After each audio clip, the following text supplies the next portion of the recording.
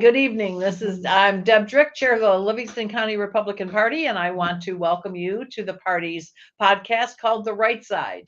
And with me tonight is one of my two special guests. We have Candy Hoverter she is a Genoa Township trustee, correct? She Yes. she was just elected last November. So this has been quite a ride for her. She had a lot of campaigning to do last year, and she's part of a group that completely flipped Genoa Township's prior board. So she's one of the new trustees and really digging in and hanging in. I will say that she has stuck to her conservative promises 100%. So we're real happy with Candy. So welcome, Candy. Thanks for joining us. Thanks for having me. And this is probably the more important reason I've invited Candy, is I have been contacted by many who are telling me they're reading information on the Howell Area Parks and Rec Authority, the HAPRA. Mm-hmm. And Candy is the Genoa Township representative to HAPRA. So I invited her to join us so I could ask some questions. And feel free, as always, to ask your questions, live, and we'll try to address them. Obviously, if it's public, hello, Lisa.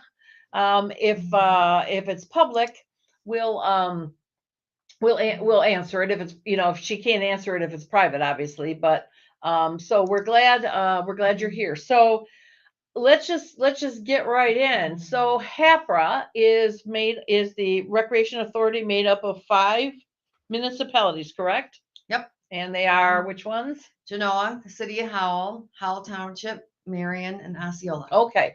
And they just passed a big millage, if I recall, last fall. And I remember the argument for the millage was they didn't know if they could keep their doors open, and they were going to lose programming, and they were going to have all kinds of trouble if we did not pass this millage. And I know initially it passed everywhere in the primary. It passed everywhere but Marion. It failed. So they had to get everybody's permission to run it again for November. And in November it passed. So, okay, now they're saved. They can actually pay their bills. And according to them, they needed it for programs. They needed to keep their doors open. I did some research on this because I had been bombarded with questions on it. So my research said that, they needed it for this and they needed it for that, but it was all their argument. And do you remember the arguments? They were all more maintenance, like they were like foundational kind of things, like we need it to make the budget, we need it to be able to do this. So then imagine my surprise when I started looking through. I started getting calls like, have you looked through any of their agendas and their policies? And so I'm looking here, and what I'm finding is, to me, outrageous. They've got, how you've got, they say Cadillac plans and health insurance and things. Well, it looks like the HAPRA, who was it the staff or the board? It had to be the staff pushing this. Maybe the director? Some of that was in place before me because I didn't start until, December. January, was my first meeting. Okay, so this new thing that they were trying to get you to vote on, this fully paid maternity leave, that's not a Cadillac plan. This sucker, if I'm reading it right, is a Bentley plan. It is an outrageous lots of weeks. It's you get 6 weeks of full, and then plus you get extra at half. You get full gradual work, but you get full pay. Yes, like you can just step back into work slowly, and someone else that is staff there will take up their space. Well, and here is my, I guess this is the general rule, and when it comes to employees and when it comes to staffing levels. So you're telling me, if I heard you right, that they're not going to hire somebody, a temporary, to replace them. They're just going to use current staff. So if you lose somebody, 4 staff will do what 5 staff were doing, correct? Temporarily, right? They say. So, well, apparently 6 weeks plus 4 more weeks at least. So for 10 weeks, there's going to be the current staff that's going to do of 4 that's going to do at 5. So interestingly enough, the general rule of thumb with that is if 4 can do what 5 are doing, then you shouldn't have 5, especially, and this is the this is the line here that I am, this is the line that I guess is most important. And that is, it's all on taxpayer dollars. It's one thing if Ford or GM or Tesla and a private company decides they want to offer the Bentley maternity leave or the Bentley retirement plan or the Bentley anything, but taxpayer funded benefits shouldn't be Bentley. They should be good old fashioned Chevy and Chrysler, Ford. They should just be, well, they should be good. They should be status. You know, 6 weeks maternity leave is nothing. 4 to 6 weeks is kind of average. That's fine. But you start adding extra stuff. So, I mean, how did that go in the meetings? Part of that might be that FMLA from the government, that they have to be that Right. generous with that, but we didn't not vote that. on Yeah, that. no, We right. didn't vote on that. I moved to table that and the leave policy Okay. until this next meeting in May. And what was your reasoning for moving to table it? It was more about the leave policy, which Okay. would have been they could get up to a week off if they're full-time, 40 hours paid, and it wouldn't count as vacation. It would have been, just taxpayer funded, just time off a week. So If they had some kind of an emergency, and they could just it take was they could just take a deemed- month or a week and get paid, and it not- wouldn't count as their vacation. that's on anything top like of their that. vacation. Yes, because apparently they can't roll their vacation over, which I'm not sure why that is the policy, but it would be if they had some kind of an emergency, they could tend to it and still get a paycheck. So, And that was for part-time and full-time employee. And I thought that was something that we needed to discuss further before implementing that. So we did not vote on that. So, okay. And what were your thoughts about these Bentley maternity leaves and this crazy PTO? I just thought that seems like too much. I think they're taxpayer funded, and I think that we need to be careful with our taxpayer dollars. Okay. And I think that was just too generous. That sounds to me spoken like a true Republican. That's exactly how Republicans think. I can hear Wes smiling now. All right. Well, and that's how you should think. Now, if just in case you didn't think that was enough, now I got here to the personal the time off policy, which is basically paid time off. This would be your vacation. This is your vacation. Yeah.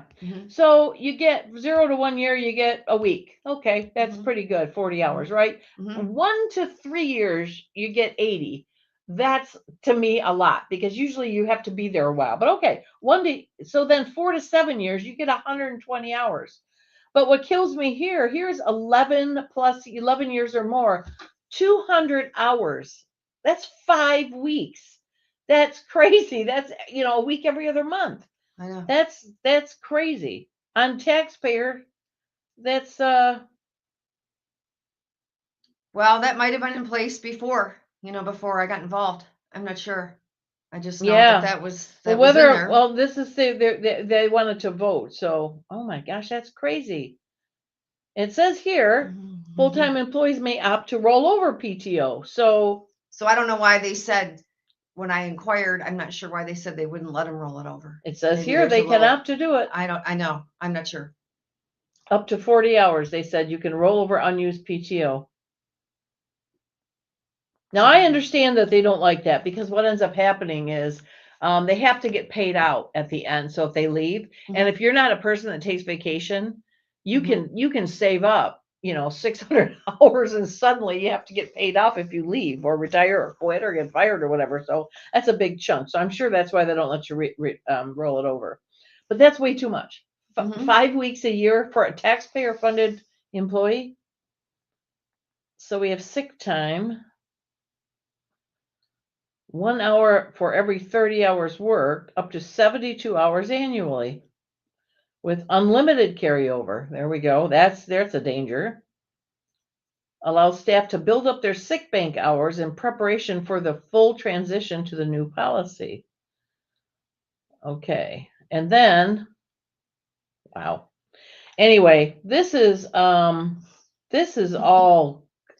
I'm looking at this. So it was enough that somebody wrote to me and said, this is bad, Deb, look into this. Okay. So that's why I called Candy here. So Candy, what kind of give me your overall thoughts I mean, is this to me, looking at this, I'm remembering what the package I was sold or attempted to be sold, that oh my gosh, we're gonna close our doors if we don't get this millage. This doesn't sound like we're gonna close our doors. This sounds like we're gonna keep our doors open, and we're gonna fund everybody to do all kinds of crazy things. So is that kind of your feeling when you're there, that it's kind of a little bit extravagant? Or Well, it seems like it to me, but his argument is that he needs to retain good staff, and this is one of the ways to keep them involved, to keep them there. maternity leaves, Bentley maternity leaves. You Well, have to just have all those. of it,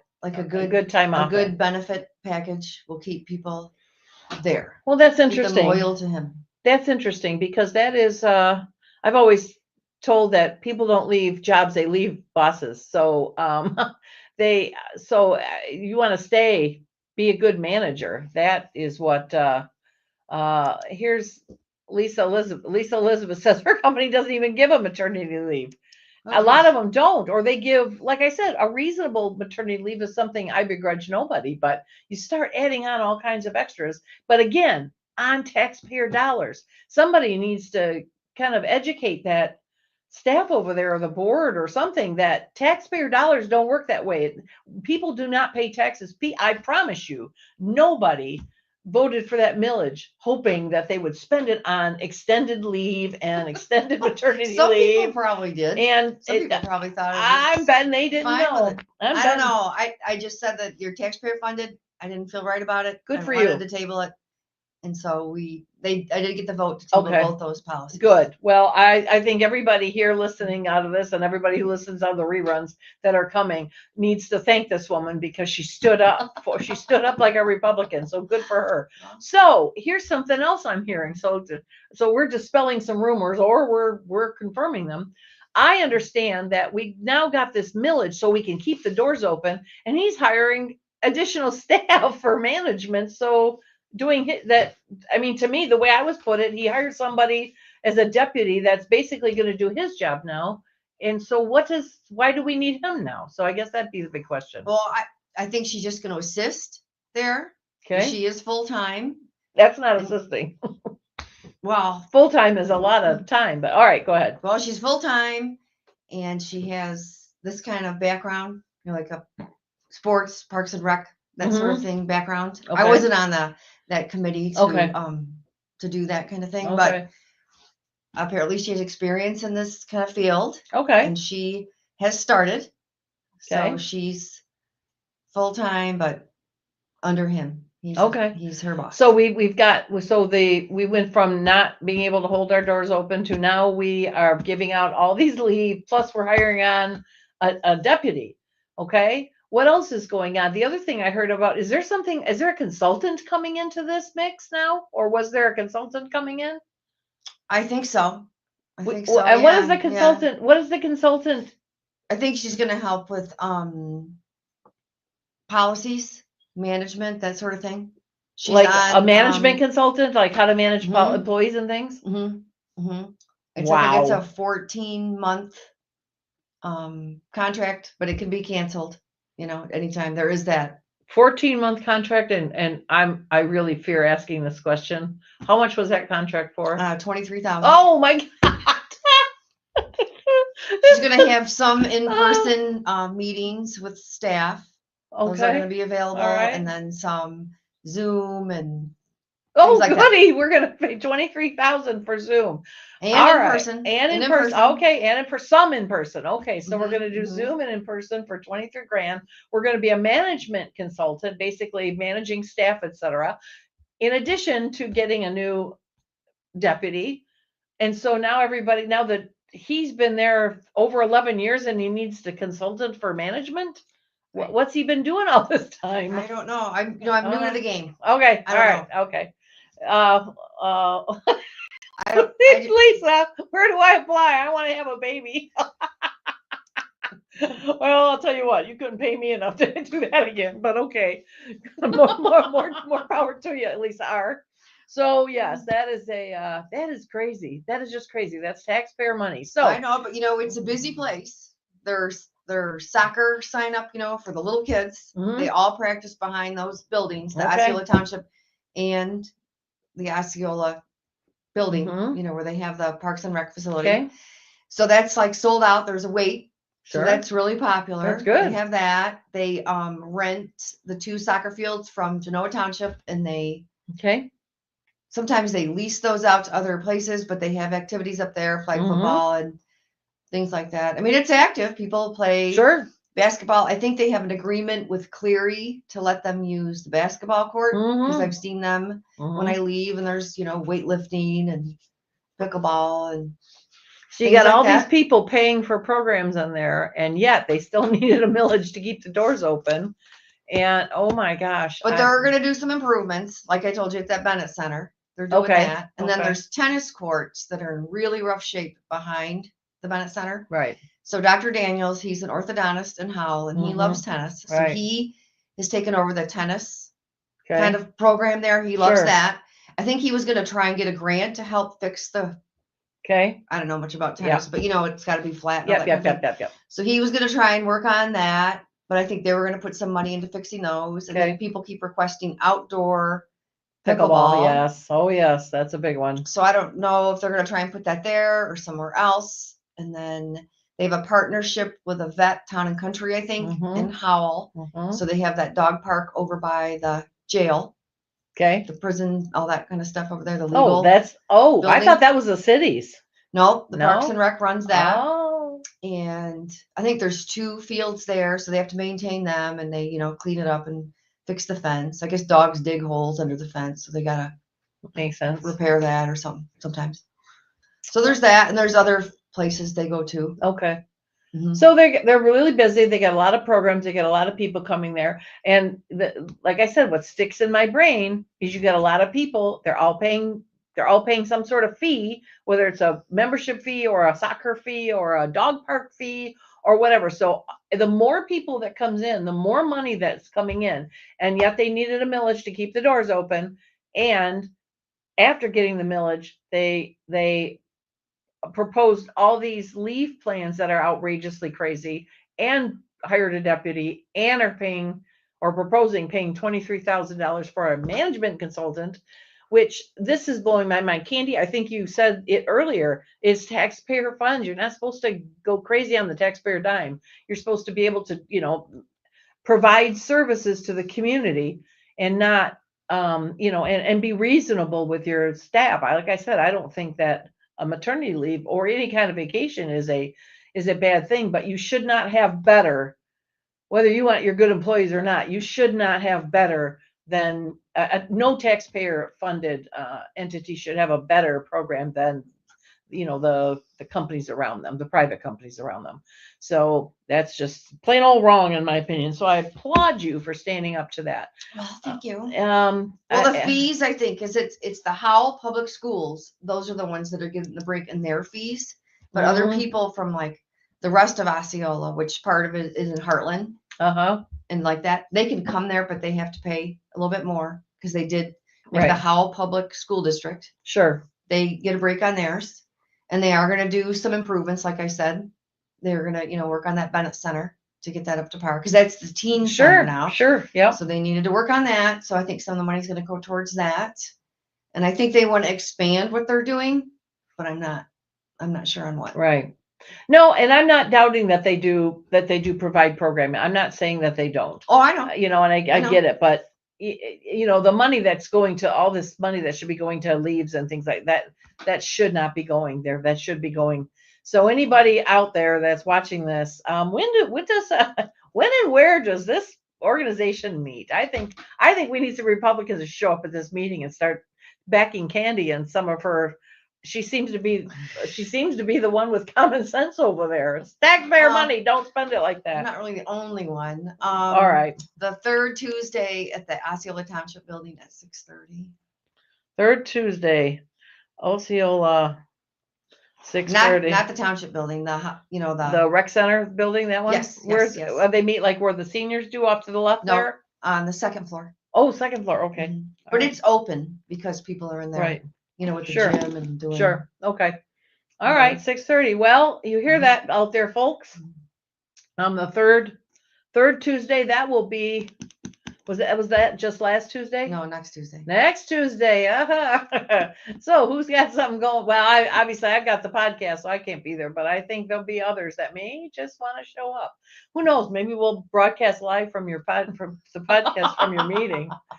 Excuse me, sir. Would you speak into the microphone? I did not hear that cussing.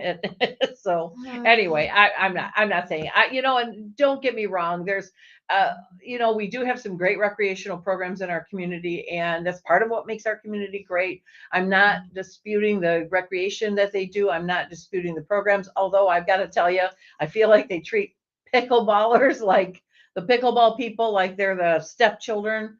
And I don't feel like they get a fair shake at all. But okay, that's just my personal opinion. That's not a taxpayer funded, Yeah, it is. no, but it's not a taxpayer funded mess up that they don't like pickleball or they prefer basketball. Apparently, they're a lot of trouble. You have to have special balls, and you can only use the balls a certain Here's amount the of time. thing. You ready for this? Yeah. They provide their own.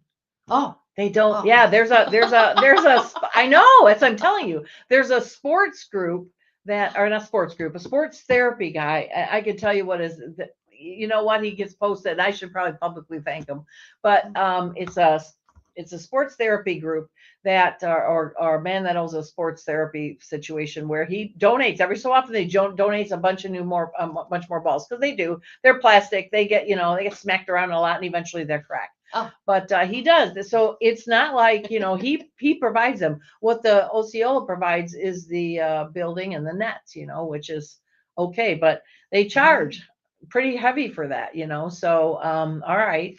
I know that I went in there a few weeks ago to play. It had dropped from $8, which was crazy, to $3. I'm sorry, $8 to $5. But nobody asked me where I lived. They didn't say, are you in the Howell School District? You get 5, the other people get 8, or you get 3, the other people get 5. I didn't get asked that. It was like, nope, $5. Oh. So, and I will tell you something. I used to be a member there, and I used to pay the annual thing. And I showed up one time and I said, I lost my fob. And she goes, okay, well, it's $5. Okay, I'll give her $5 for a new one, right? Mm-hmm. And then she goes, oh, well, your membership expired last week. And I said, all right, well then fine. I said, I'll renew, but I said, knock $5 off for that fob. And I said, why don't you give me the $5 back, and then I'll just get a new one. She goes, well, no, you don't get a new fob. I said, why? Wouldn't I get a fob with my membership? No. I mean, no, I got one when I joined. Well, this is a renewal. I said, are you going to charge me $5 less? No. That woman dug in. I was so frustrated with, who taught you customer service? And I mean, I thought, $5 wasn't going to be worth the big fight. And I'm sure that that's what she was counting on, that I wasn't going to make a big issue out of it, but I did not forget it. And I thought to myself, I was just frustrated. If I showed up and bought a new membership, I would get a fob and a membership for X amount of $200 and some, right? Mm-hmm. But I wanted a fob and a membership. I had to pay extra for the fob because I'm renewing. Why wouldn't you reward somebody for renewing? And that was it. And then we had a situation where the pickleball ended at noon and they opened up for basketball. Mm-hmm. And so there were still about 20 pickleballers there, maybe 15, 20. And we were still playing at noon. And we understood that, the basketball people, the open court basketball people come in about then, but there was nobody there. There was no basketballers there, just pickleball players. They were still playing. And the guy came in to shut down all the nets, get all the nets off. And I kind of very nicely said, look, would you mind, could you just leave a court open for pickleball? And I said, if for some reason you get a rush of basketball players, we'll leave. But if they don't, then at least, we can still play. No. Oh, no. And I said, why? Can I ask why? And I was being very polite. And I, I can bite when I really want to, but I wasn't. I was being very, very, very polite. And I said, it's why? And she said, well, because some of your pickleball players yelled at my staff last week. Oh, no. And I said, well, it wasn't me. And he said, I know. And I said, okay, on behalf of all the pickleball people that didn't yell, we apologize. I'll give you an apology. I have no problem. I don't think people should be yelled at. And he dug in. He said, well, I might consider it in a few months. Oh, no. You're not, I paid a year membership. Hang on. We have this thing that this happens all the time. There we go. Well, and it's taxpayer funded. It's right. My taxpayer plus I paid a damn membership. And he's telling me, no, never mind that there was not one basketball player there. And there was still, like I said, 15 or 20 pickleball people. And it was at that moment right there, I decided enough. I'm not putting another dime in here. I'm not paying another membership till we get somebody else in here. And I tried to talk after that about, and they just have no interest, or at least at the time, they have no interest in pickleballer. And the pickleball people that play there will absolutely agree with me. Yeah. Bill said, did they forget who pays their wages? Yes. They're just, the customer service was just awful. I just will never forget that woman refusing me that fob, even though I was buying another membership. And after that, I decided, you know what, when they finally get their, when they learn, so I started playing Heartland. Heartland is $20 a week. I'm sorry, $20 a year for the membership. And then you pay $4 for whenever you show up for pickleball. And they like pickleball people there. And here's the real cool thing. All spring, summer, and fall, you can play outdoors and you don't have to pay at all. Now they ask for donations and I'll throw $20 at them every so often just to cover it, but they don't charge at all. So that's where people go. And anyway, so I just think to myself, they're chasing people away, and no wonder they need their stinking millage, but because they're giving their money away.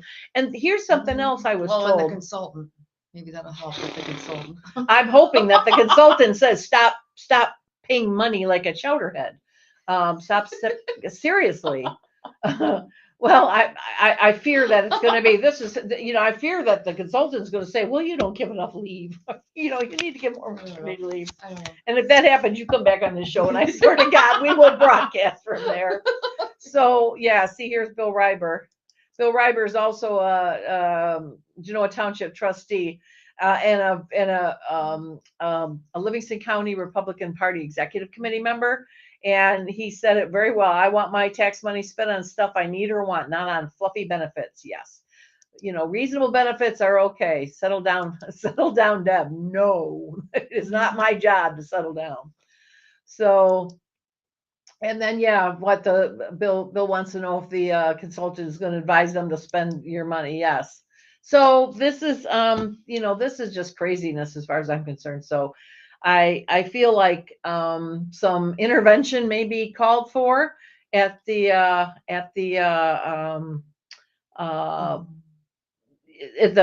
HAPRA board meeting. So I encourage anybody watching or anybody that watches these reruns, start looking, start showing up at these meetings. Does anybody from the public come?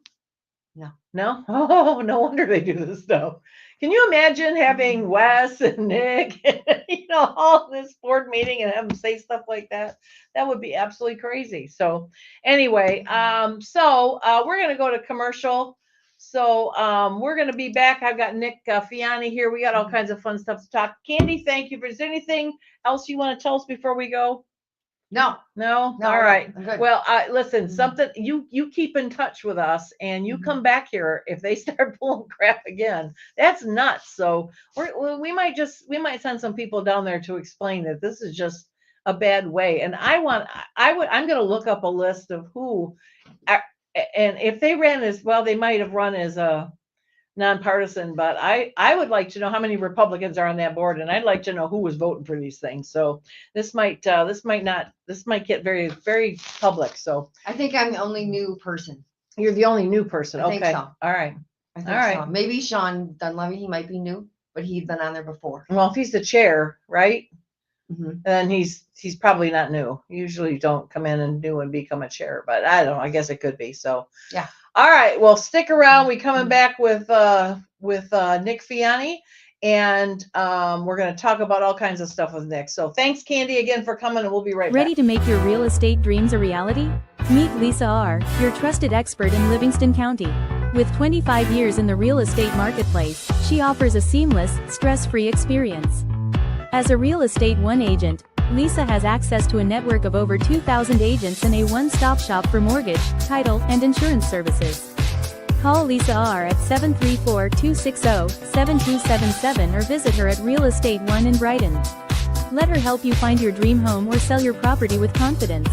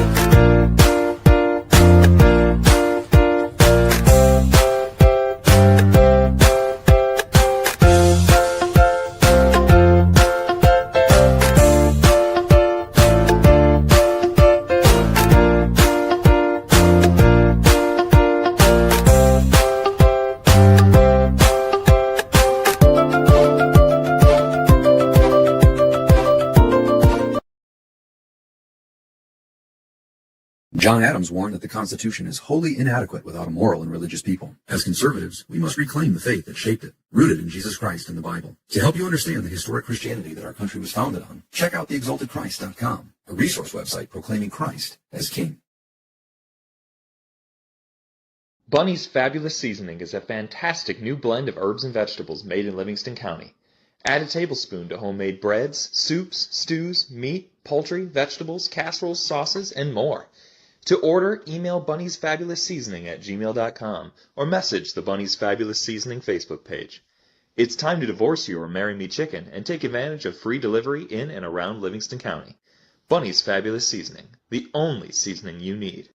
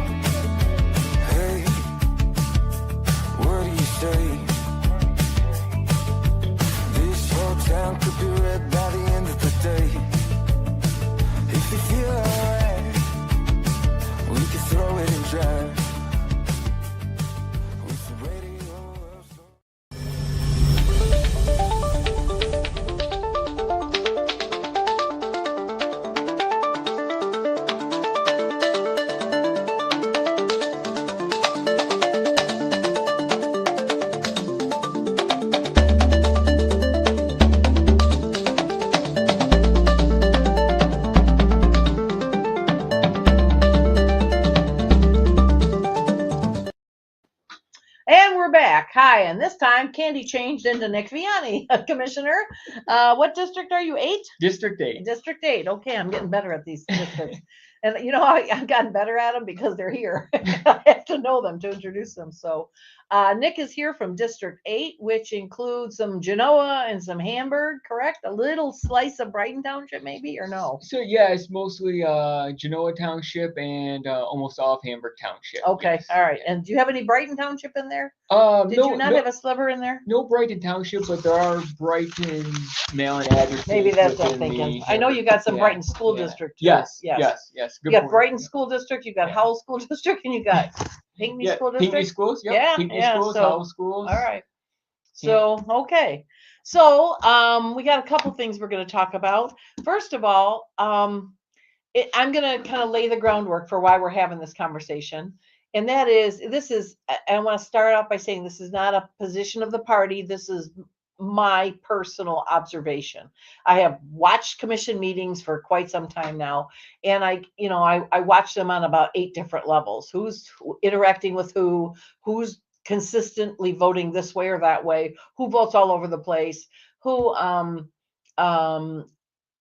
the typical issue, if they're having an issue, what is the typical issue? And that is where I have found my observation. Nick, you can feel free to disagree if in your experience not, but over years, I have seen that one of the more common when there's an issue with the commission, and you guys do a phenomenal job, so don't get me wrong here, but when there is an issue, I see a common thread that these issues lots of times come from appointed committees, or at least they stem from appointed committees.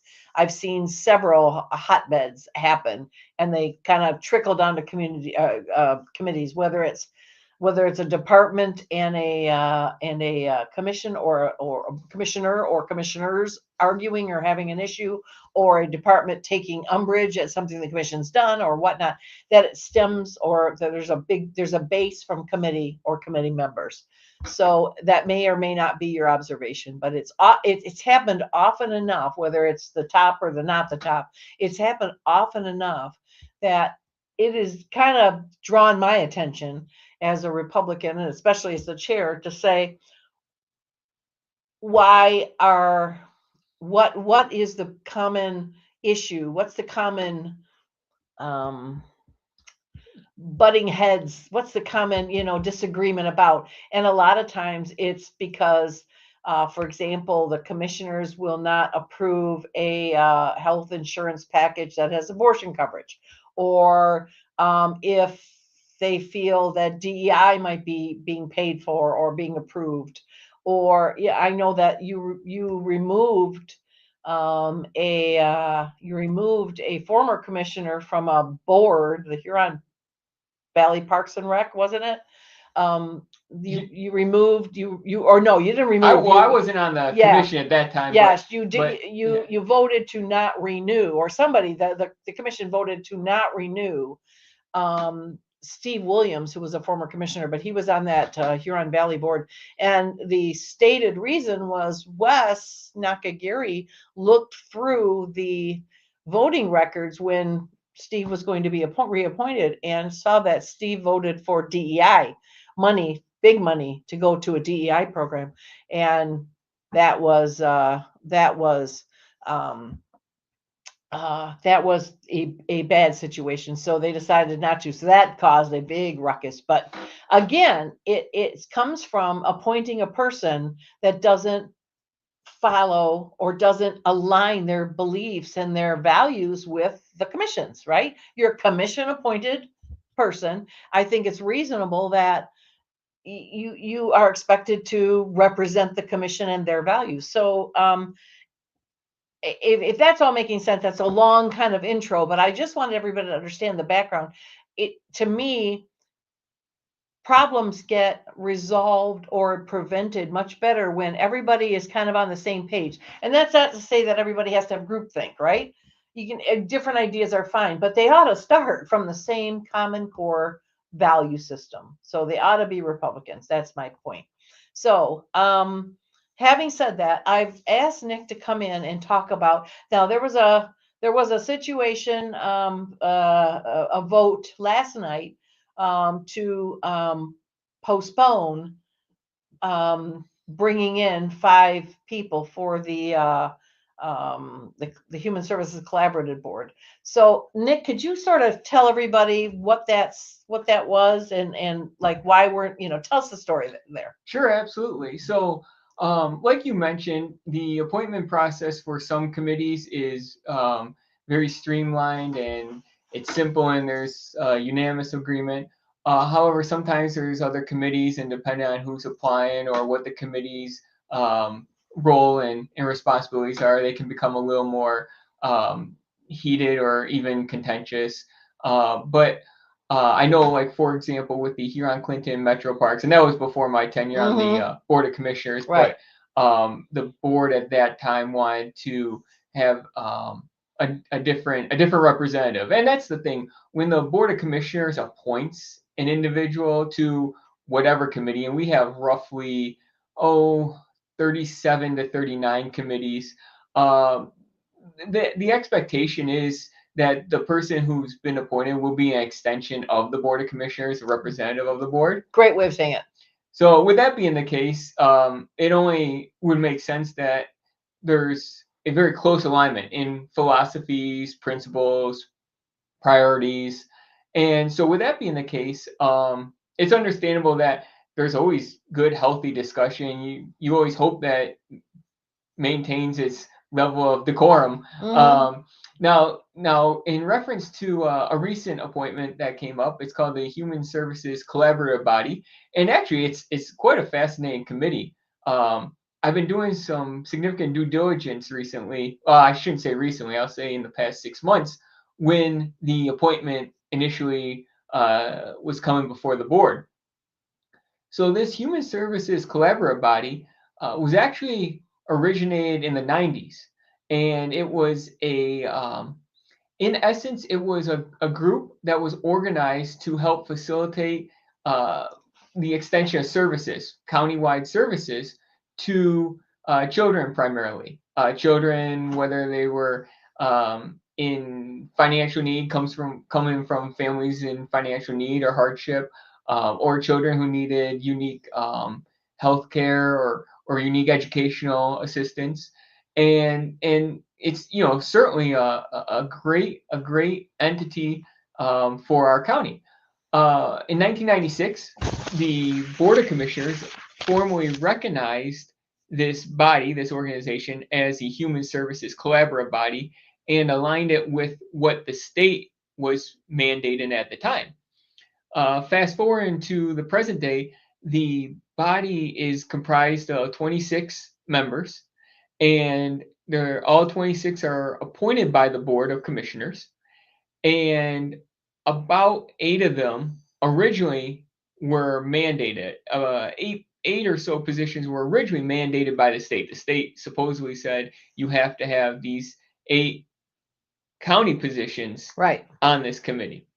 And those include, for example, health department director, community mental health director, a representative from the prosecutor's office, and so forth. Well, over the years, this collaborative body has grown in terms of what they view as their role and what their outreach is. And in doing so, it has deviated from its original mission. And that's not necessarily a bad thing, but then it starts to hover into an area of conflicting with what the current Board of Commissioners have as priorities and philosophical principles. Okay. With that being the case, and just by way of example, Okay. about a year or two ago, and I want to emphasize this committee is a Livingston County committee. It's an extension of the board. It falls under the county. It was about 2 years ago or so, this collaborative body sent out a newsletter, and within the newsletter, they were promoting and advertising a Pride Day or Pride Week celebration, Right. and it promoted certain certain unique events that the Board of Commissioners is enthusiastic about, and it was geared towards children. And the Board of Commissioners has a pretty strong stance in that we firmly believe in once you're over 18, you're free to live the life you want. But when you're under 18, your parents should have a strong input into what you're exposed to and so forth. So, so we had our discussions and we moved forward from that. But when the appointment process came to us in the fall, there was a significant discussion about who we'd like to see on the board and what our ideals were in what we consider to be a great candidate that could be an extension of the Board of Commissioners. And actually, I had reached out during the interview process and emailed all the candidates. How many candidates were there? That's what's interesting, because the HSCB had, at the time, had its own process, unlike all the other committees in the county. And so they actually filtered the candidates. So the candidates would actually apply to the actual HSCB board, and then they would pass on who they would like to see on their board and approved by the Board of Commissioners. So that was sort of the first, obstacle that. And as a process proceeded, I had reached out. I asked 3 simple questions to all the candidates, and the three questions were: one, do you support DEI? Two, would you support an individual under the age of 18 in receiving transgender or gender alternate services without parental consent or consent of a legal guardian? And the third question was, would you support a female receiving an elective abortion without the consent of a legal guardian or a parent? And So this is a female minor. yes, Okay. yes, Okay. yeah, and it would be an elective abortion. Sure. And I thought they were actually pretty straightforward questions, and the reason I asked them is because the original intent of this committee and body was to provide services for children, for Right. adolescents. Right. So, well, none of the candidates replied back. They didn't even reply back to me. Nothing. Nothing. They didn't even say. Not half the questions. Just No, they didn't even say I have no opinion or I don't want to respond. They just didn't even reply. And so they were invited to the personnel committee meeting okay. to participate in interviews, and none of them showed up. None of them showed up and so without even showing up, the questions couldn't be presented. So then following the personnel committee meeting, I actually reached out a second time with the same email, and still no response whatsoever. In fact, what was peculiar is I actually, in my mailbox, received a hard copy of the email I had sent to the candidates, and it looked like it was peculiar too, because the way the email was, it was almost as if it was retyped. It had the questions there, but then at the bottom, it was as if it was like a memo, because it said something along the lines of, I won't name the individual candidate who was seeking the position, but I presume he forwarded it to someone else in the county office because it was placed in my mailbox. And with that being the case, it actually said in it, so-and-so, please bring these questions to tomorrow's meeting. We'll go through them and see if and how you should respond. And so that in itself was pretty peculiar. Okay. But so moving forward, it was actually about a day or so before the candidates were coming before the full board for the appointment in December, and the request from the drafter of the resolution for the appointments actually requested that we postpone the resolution and take an action on it. So at their request, the Board of Commissioners postponed the vote on the actual resolution of these 5 candidates, and it was postponed to actually yesterday, April 28th.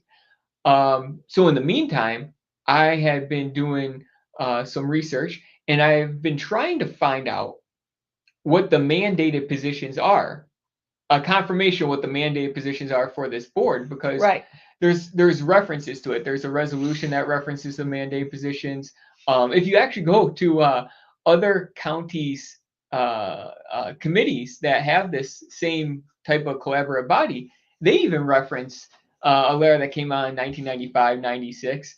And I've reached out to the state, a couple different departments at the state level, and some don't know what I'm talking about. And it came from the State Department of Health and Human Services originally.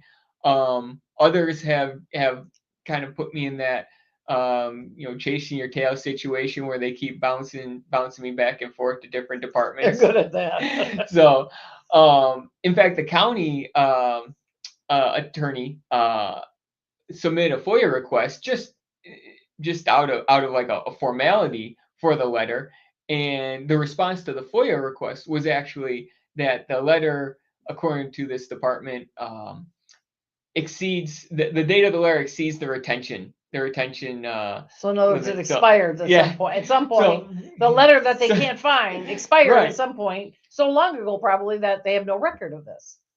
Okay. So, which is okay, that's fair. So that it circles back to the question being like, okay, so who has to be on the committee, who doesn't? Like, we certainly we're going to not remove people if it's mandated that they be on the committee. Sure.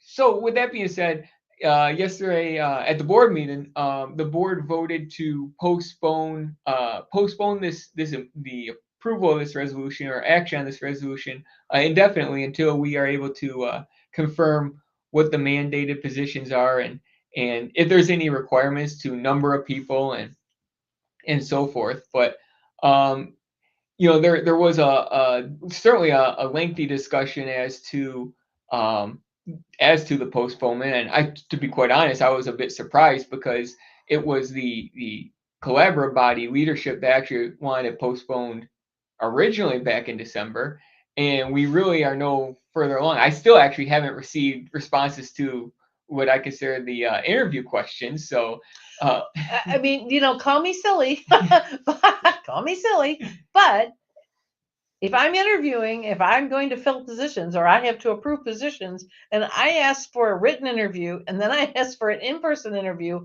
and I get total no-shows for both, game over. I mean, to me, it'd be game over if you got one no-show, but both situations, why are we even still considering them right at this point?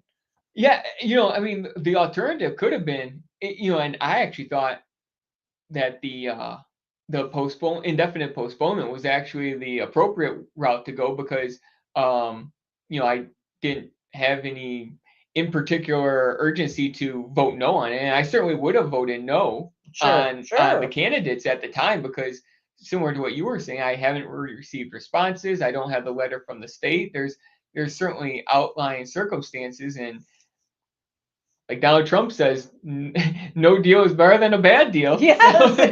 And he would know. So he literally wrote the book on the deal. So wow. So we are, we're still looking for this letter, seeking confirmation. But we do, that's where it ultimately comes to is we would love to have some great applicants for. We'd love to have a plethora of applicants for all our committees. Sure. And this just happens to be the one committee that we're addressing on hand right now. And it was interesting during the discussion of this appointment. I think it was a little funny personally. Jay Gross had mentioned that Jay Gross was one who opposed the postponement, and that's fair. I respect that. Every commissioner gets one vote. Sure. And I thought it was funny because he was emphasizing that the collaborative body does a great deal of good work in the community, and he didn't see any issues with it. And then he actually proceeded to say, but they did have this one meeting where they brought in. I thought he said they brought in what was considered to be a subject matter expert in DEI, and it was actually promoting DEI. And so, in essence, it was, to me, it's like, oh, wow, I didn't actually know that before, but now that tips me even further to not necessarily supporting the current candidates on hand, because it's no secret, I certainly don't support DEI. If you were to, yeah. And so if you were to ask me, and somebody supported DEI, I don't think that's an accurate reflection of the current Board of Commissioners priorities and philosophies.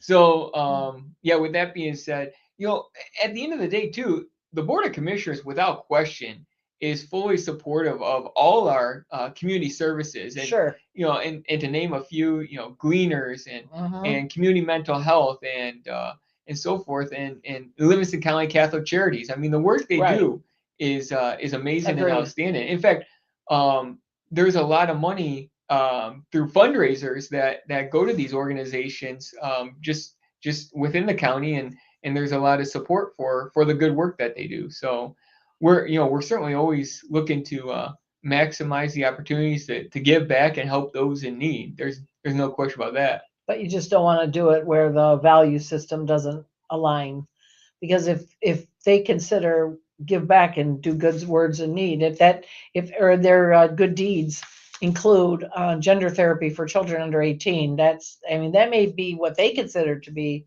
and I'm not saying it is, I'm just saying it could be what somebody's thinking, and if it's not, doesn't align with the board. And I mean, to me, that was a blatant statement. I don't know how you read it. I mean, I hate to assume, and I like to give somebody the benefit of the doubt, right? But when those questions are solid, and you know the thread that they're being pushed or they're being asked, do you support DEI, or will you, gender therapy under 18, elected abortion under 18? These are all a common Republican thread. And if not only are all candidates, would you say there were five? Yes. Five candidates blatantly disregarded and didn't respond, and then did a no-show at the meeting. That is a thumb at that's an absolute thumb, a thumb up, thumb, whatever, at you guys. And that's just disrespectful. And I mean, to me, again, no way. That's game over for me. It's an absolute no sell. That's a big easy no. So I guess let me ask you this: are you looking for conservative candidates for this? Yes. Okay. Yes. Good. And I think that conservative candidates will offer a different view.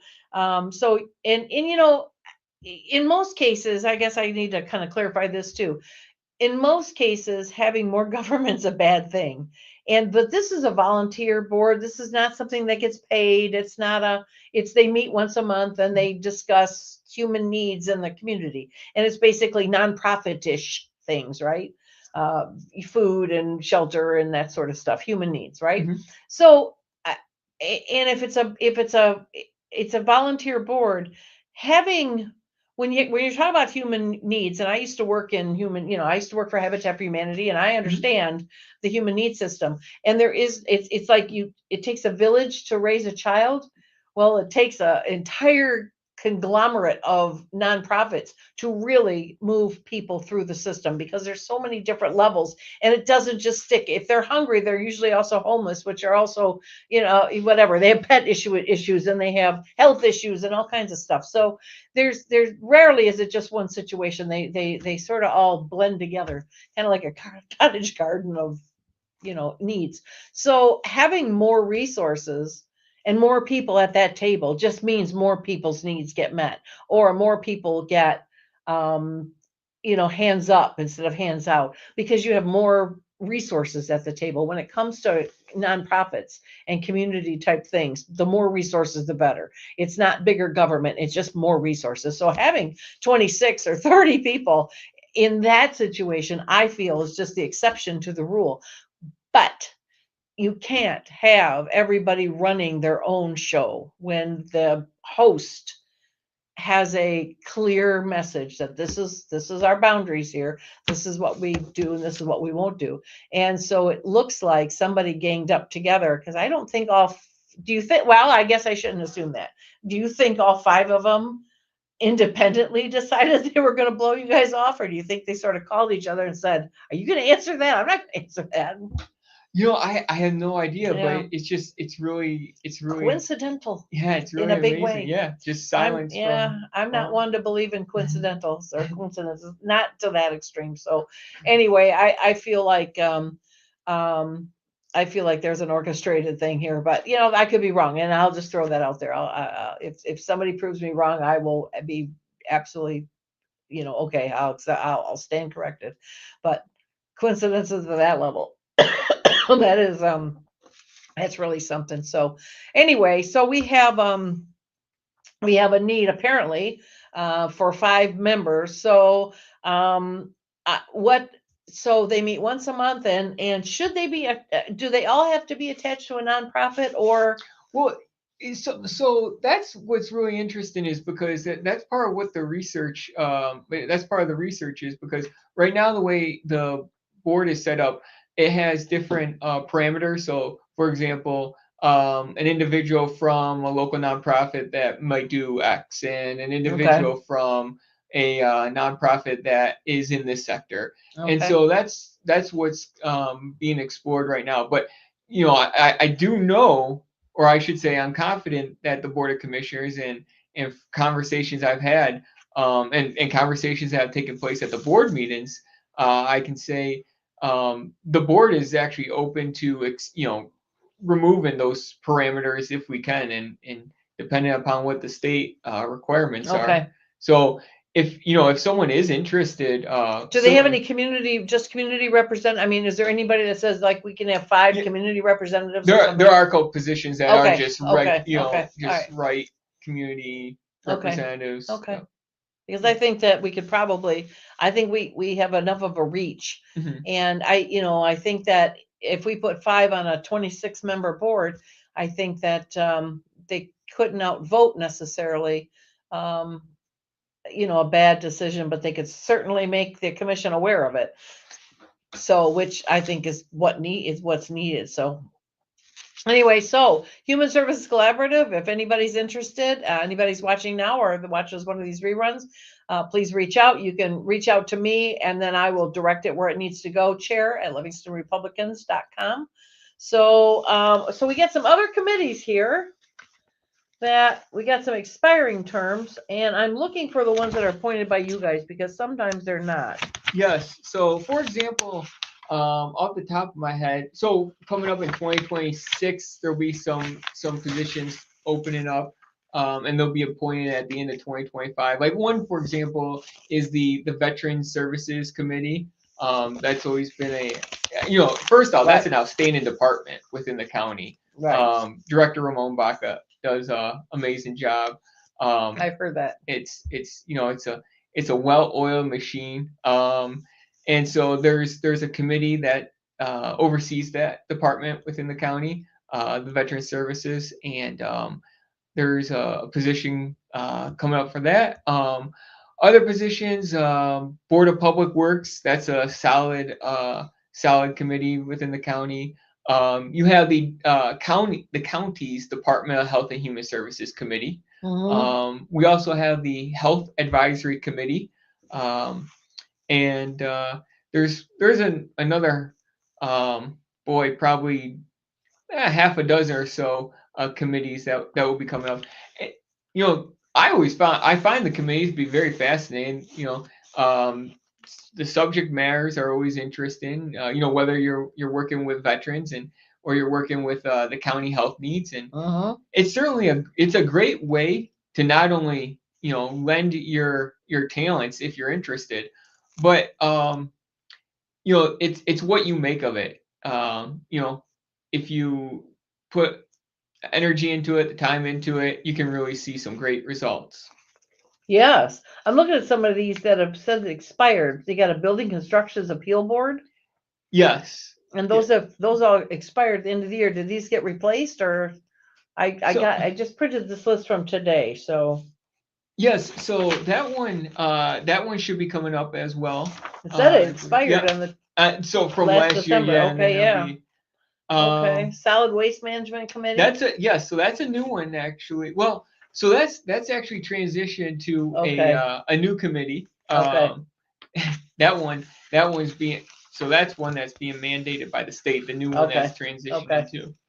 Okay, so we have Sanitary Yeah. Code Board of Appeals. Oh, yes, Sanitary Code Board of Appeals. Brian's fun, yes. But Brian, you're not that fun. There's not. No, thank you. So, boy, we got a whole bunch of stuff. Tax Allocation Board. That one's supposed to be appointed before April. Yes. So Chuck Wright. Yes. Oh, Chuck Wright. Oh, that's right. We saw that. Chuck Wright was appointed. We had a road commission appointment. We had some phenomenal candidates for the Livingston County Road Commission. Yes, you did. Yes, and you made a good choice with Tom Econom.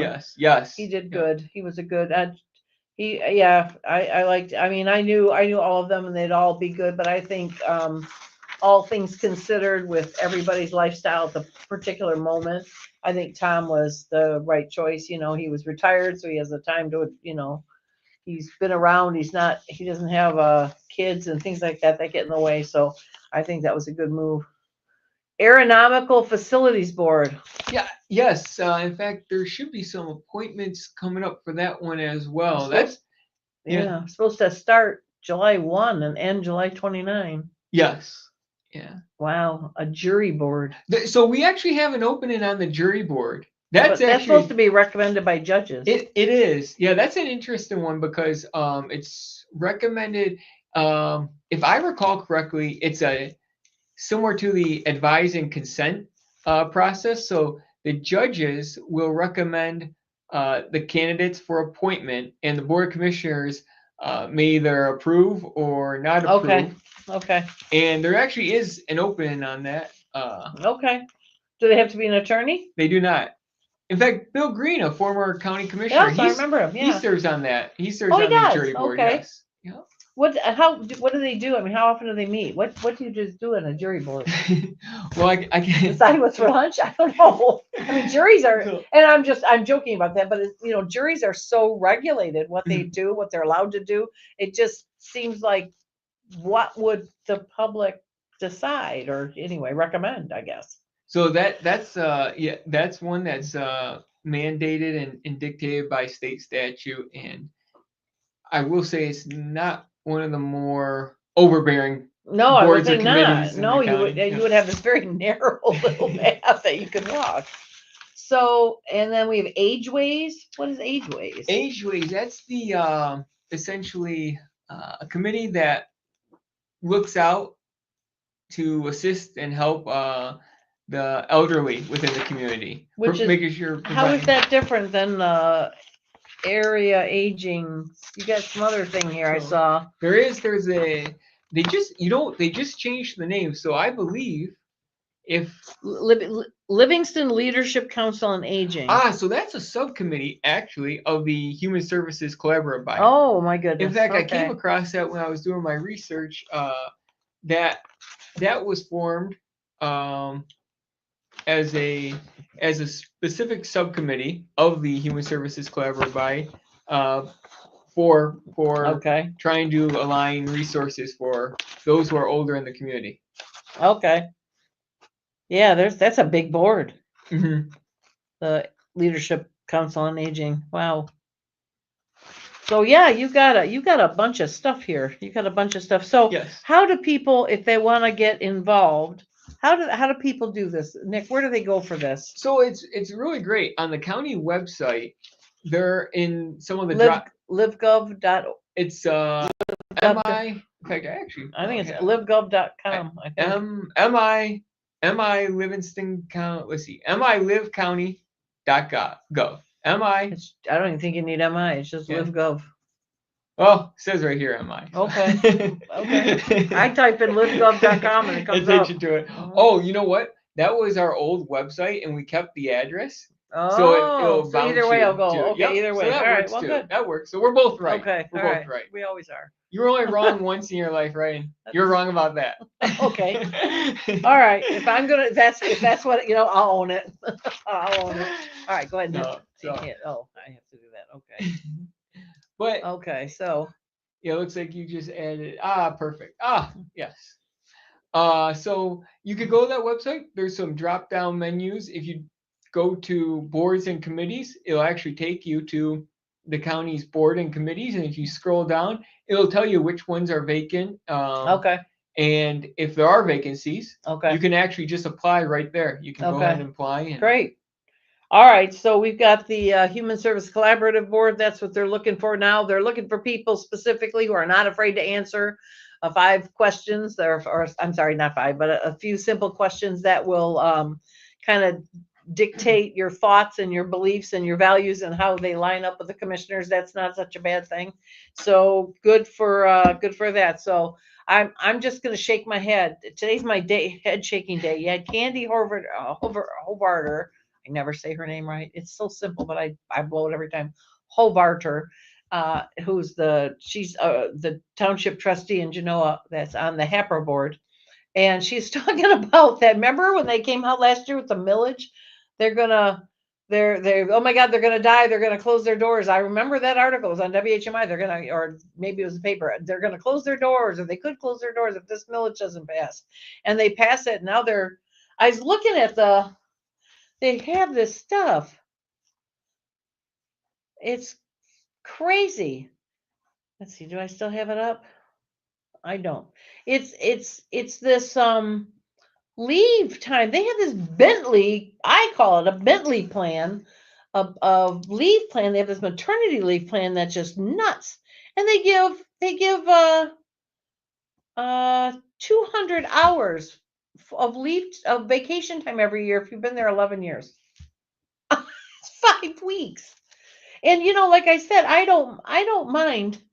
Oh, they want to give an extra 40 hours of personal time off, not vacation. So if you have an emergency, like the example that Candy gave was if your cottage up north springs a leak and you need to go, you don't need to use your vacation. We'll give you an extra 40 hours to use for stuff like that. This is taxpayer money. I mean, you run a very large taxpayer funded, finance department there. You're the vice chair. You're the head of the finance department for the county. What do you think about that kind of stuff? That's crazy. Based on just what you said, it doesn't align with my philosophical or fiscal priorities. I could understand where someone had an emergency and giving them some flexibility, but to give that many hours and that type of time, on top of all that, I mean, if you've been there 11 years and you got 200 hours of vacation time, and now you get 40 hours of emergency time. Yeah. What? Oh, and then there's sick time on top of that rolls over. And then they give this maternity leave where you basically can stay home for free, and then you can like gradually work back in your full-time status. You get paid, but you're only there a little. And here's the real killer, that this is going to go on for 6 to 10 weeks. And I asked Candy, do they have to hire somebody to replace? No, they're going to have current staff cover the other staff. And my thought is, and you work for a very, very large company in addition to the county. So when you're looking at your costs and you can find that 4 employees can do what 5 employees are doing, what are you going to do? Well, are you going to keep 5 employees? Yeah, it seems like you're not running efficiently or as efficiently as you could. I'm certainly not one to advocate for. I'm never eager to downsize or reduce headcount. But like if, for example, you do have an instance where somebody either moves on to another position, another job, or they retire, you as a business are in a position where you don't necessarily need to refill that position. That's right. If 4 can do what 5 do, then you don't have 5. That's and here's the killer. This is, to me, it's the linchpin here. Mm-hmm. When you are taxpayer funded. Well, that's the thing. When you're taxpayer funded, I never understood this. I never understood this going back to, probably my high school days, why government is the most inefficient, and one could say most ineffective enterprise in our country. And it's the one that we all pay for. We all pay for it. But, and that's probably the reason why, like, government essentially can't go bankrupt. You get your money, and that's what Jay always said about, when you run into those, not all government employees, there's lots of great government employees, but you get those government employees where you get put on hold forever, usually it's a state or something, and they don't, and it's like he said, they get their paycheck at the end of the week, whether they accomplish or not. And that is true. And I know that when you work for civil service, it is very, very, very hard to get removed. You have to be, something egregious has to happen before you'll get removed. But I mean, taxpayer funded stuff doesn't have to be bare to the bone. It doesn't have to be, I get you got employees, you want good employees. You give a reasonable vacation policy, you give a reasonable retirement, you give a reasonable maternity leave, but you don't do these Bentley things. And she says, if he wants to keep good employees, well, then be a good manager. You want to be a good employee, you want good employees, be a good manager. That's how it works. It isn't, they don't stick around because of maternity leaves unless they want to have a baby and then milk off for a while. And then after that, it's nothing. But anyway, it just blows my mind. Taxpayer funded. And there's all this extra stuff. Yeah, it's hard to fathom. I know you look at these private enterprises and they would go bankrupt if they were not financially responsible. Sure. They didn't, look for opportunities to make sure that they maintain profitability. And if a government does, if they don't do it, then fine, we'll just go for another millage. And that is what I'm hearing is coming. Really? I've heard that, and I can't validate this, but I've had 3 people now tell me that the word is another millage is in the works. And I'll tell you right now, if anybody's listening from that organization, understand there's going to be a big fight on this one, a big fight. So don't go spending that money yet, because this is bad enough that this, we're going to close the doors and suddenly all these new things are coming up. But yeah, people are really upset about this. So I think that there's going to be some attendance in the near future at these meetings. And that's the other thing. That's the problem with authorities. When I worked in the state, there was we did a lot of work on deciding what authorities could or couldn't do in certain circumstances. And the general belief, I believe, is a good one. And that is, authorities aren't elected, they're appointed. Even though they're elected officials where they were, they weren't elected to be there. And so you can't necessarily, you can hold them responsible if you go to their home place, but they don't. So they operate under the radar, in the dark, not, nobody shows up at the meeting. I asked Candy if anybody from the public. Nope. So, she's been there now 4 months.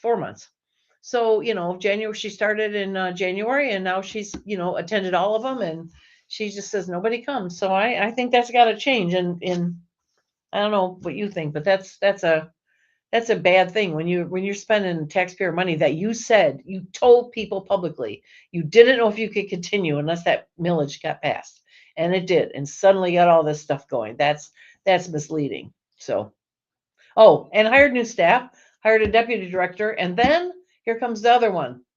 They're spending $23,000 on a consultant to work with them to manage these employees. Really? Yeah. 14 months. And they'll be doing some by Zoom and some in-person meetings with this. So they're not even, wow, that's a new deputy director, and they need management consulting. But isn't it like an 8-person operation? I don't know. I don't know. I guess I don't understand. Well, it might be 9 now, because they just hired a so you got a director, a deputy director. I know that I used to play pickleball there, so I would see maybe 3 people manning the desk here and there. There was a director, a director, then So yeah, you're right. Maybe 7 or 8, maybe some grounds people. I don't know. And I'm trying to think of what their coverage is, because you obviously have that senior center, that's part of it. Sure. Over in Osceola. So let's just get crazy and say they're 15. Yeah. So I think that's probably more than there is, but let's just say there's 15. See, well, it's no secret that I've always said I don't believe in new taxes, and I don't believe in raising taxes. So I'm always against millages, new millages, millage increases. In fact, actually, I'm not sure what Candy's thoughts are, but the board itself could reduce the amount that's levied. They don't have to levy the entire millage rate that was approved. What was that, last November? Yeah. Oh, that's right, because it failed in August. Right, it failed in August, and it passed everywhere except Marion Township. And then in order to get it on the ballot, they needed to ask permission from everybody to redo it. And I was shocked. I thought Marion Township for sure would say no, but they did, and then it passed. So it's like, but like I said, it was sold. I'm going to go home and dig up the article, because I saw it and it said HAPRA may close its doors. They don't get this millage. So, and you're right. They could elect not to. They could elect not to do it. But what I'm hearing, and I don't know if this is, I don't have verification, except 3 sources have told me that there's another millage on the horizon. So I've got some feelers out to fail. So let's kind of keep an eye on this situation, because this is crazy. Yeah, and when you're talking about expanded staff, so there's no question you want to make sure everyone's appropriately compensated. Absolutely. That's absolutely there's no question. Absolutely. And then the next item is to make sure your staff, so people aren't being overworked. Right. And then the third item is the services you provide. And Sure. so if you're not expanding services, Mm-hmm. and you really aren't in a position where you need to expand staffing, and compensation is at a appropriate level, I'm just not. I'm not seeing where the money's going other than for what you said, which, was, you're hiring a consultant, you're, Well, they are. I guess they're doing some work on a bill. They're doing some work on some Bennex Center, and they're, Okay. they're doing some repairs and they're fixing up some stuff. So it's not like they're not doing those things. But it just seems like a lot for a group. We always, this happens about once every 40 minutes. I don't know why it happens. It just does. But there must be a timer in there, I think, because it's about the same time every time, isn't it, Tyler? So but I mean, it just seems like you can do all these improvements, which is great. That's what it was for. Improvements, keeping the doors open. But they're laying it on thick with benefits, with perks and benefits. And that on the taxpayer dollars, I don't believe in it. I believe that you're when you are taxpayer funded, you do things like you said, appropriately funded, give services.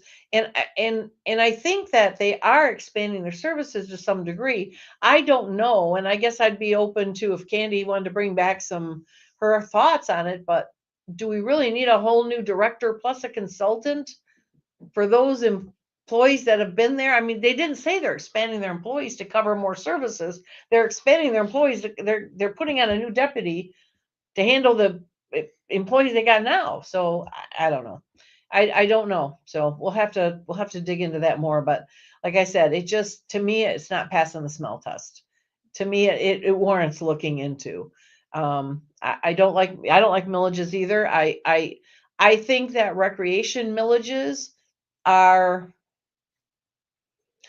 they're optional, that if your community wants them, okay, they have the right to put it out there, and they have the right to say, look, we want to put in new football fields, or we want to put in new pickleball courts, or we want to put in new whatever. And we want the community to, we're going to ask the community to come back with a millage in order to do it. And this is how we're going to spend it. I have no objection. I would not want you guys to do that, because that's different. That's a governmental thing. This is more recreational, but it's optional to those people who will use it or who won't.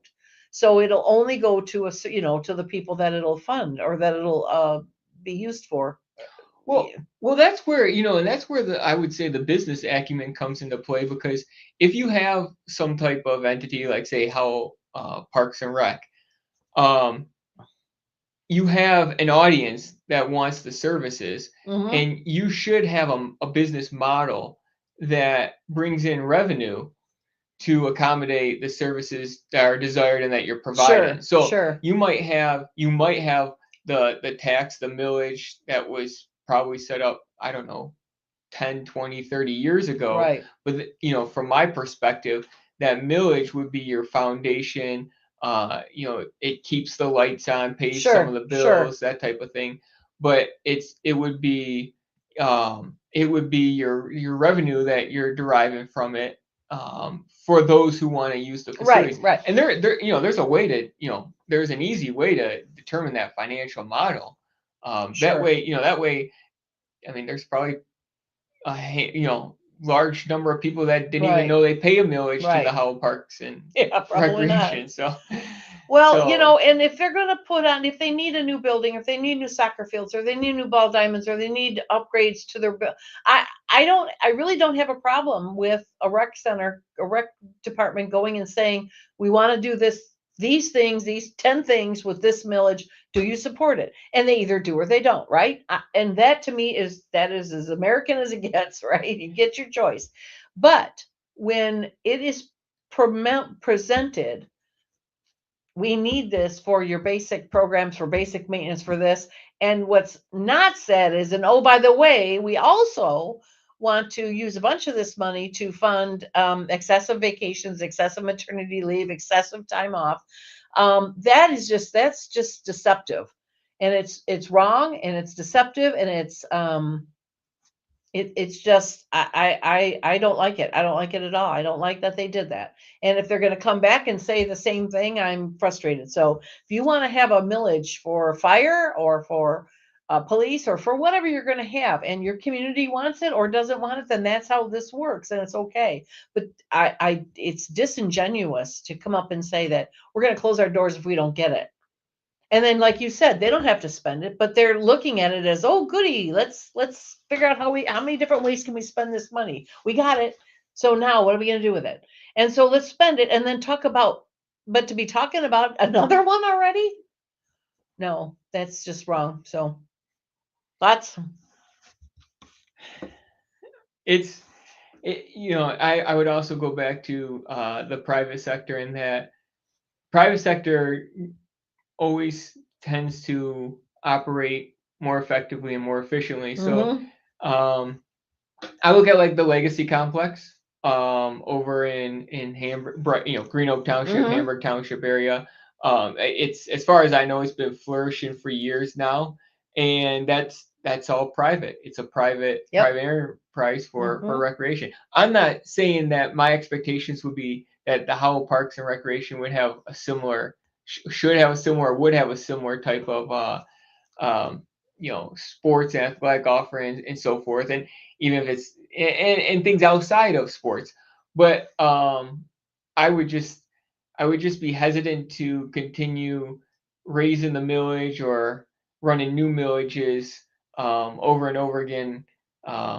One, because I don't believe in new taxes, don't believe in raising taxes. Right. But two, if there's not a very transparent accountability of the services being expanded, the benefit to the majority or greater portion of the tax base, the community, it certainly makes me hesitant. So. Well, and that's, and you just said it. There should be an absolute transparent process in this whole thing, and I don't feel that was very transparent at all. So yeah, I do remember seeing certain media articles elaborating or highlighting this message that if the millage didn't pass, well, actually after the first one didn't pass, that the Howell Parks and Rec was potentially going to essentially go out of business.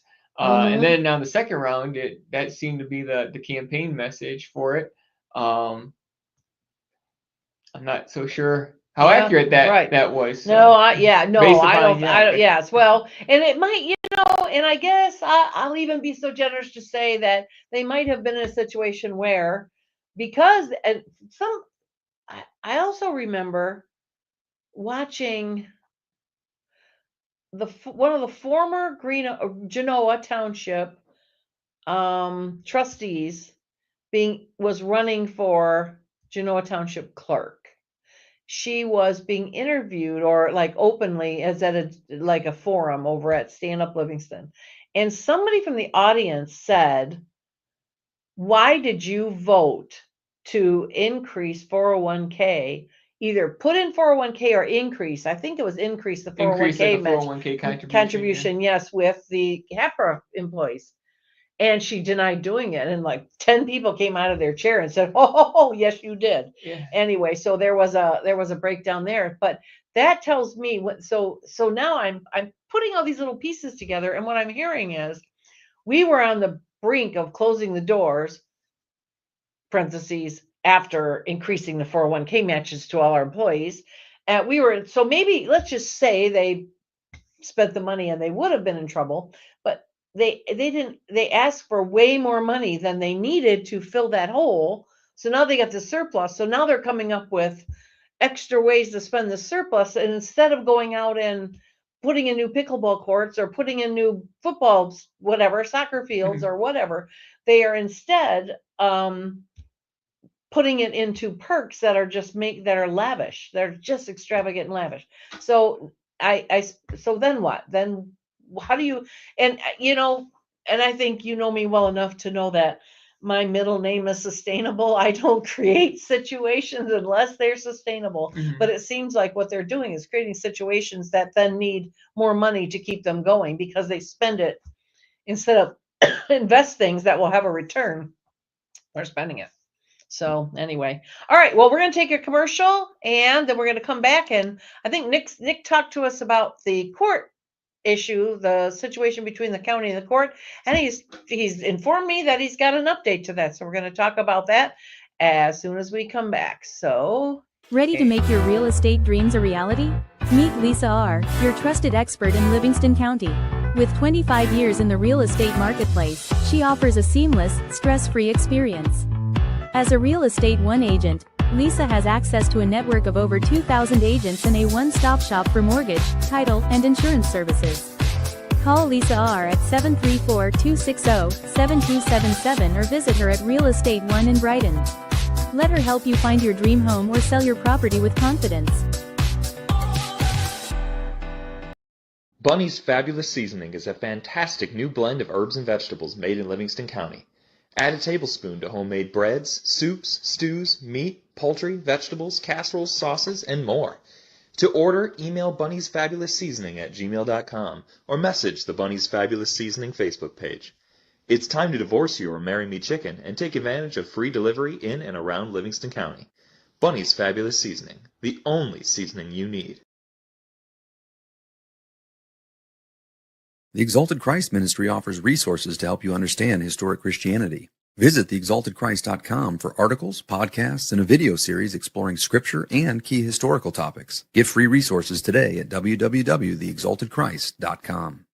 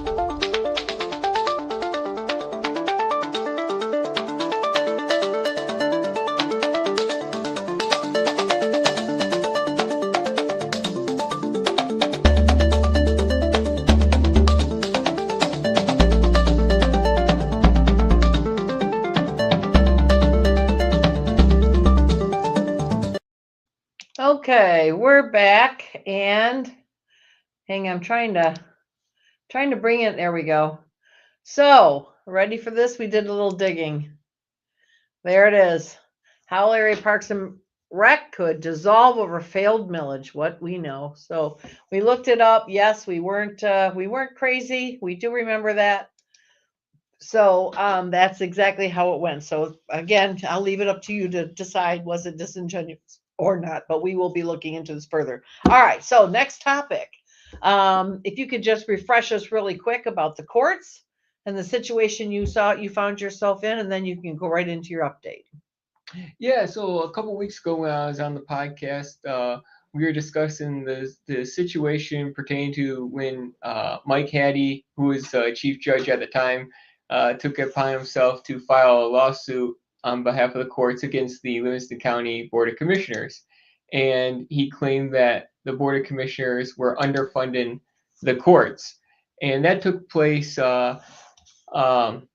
starting in 2023 and then concluded towards the end of 2024.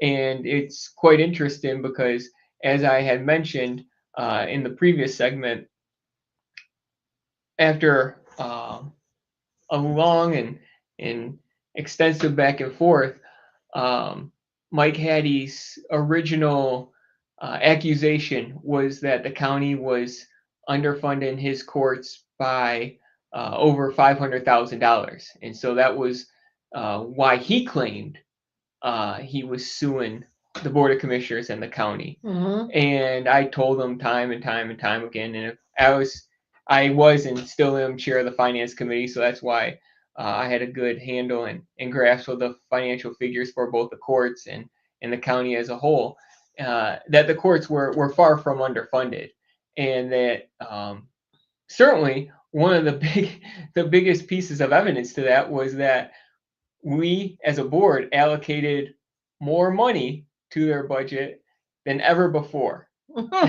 They received I think just a hair under $10 million for their annual budget. Okay. And it was the most money that they've ever been allocated. What did they have for the year before? Like, how much did it go up by? It went up by almost $1 million from year over year.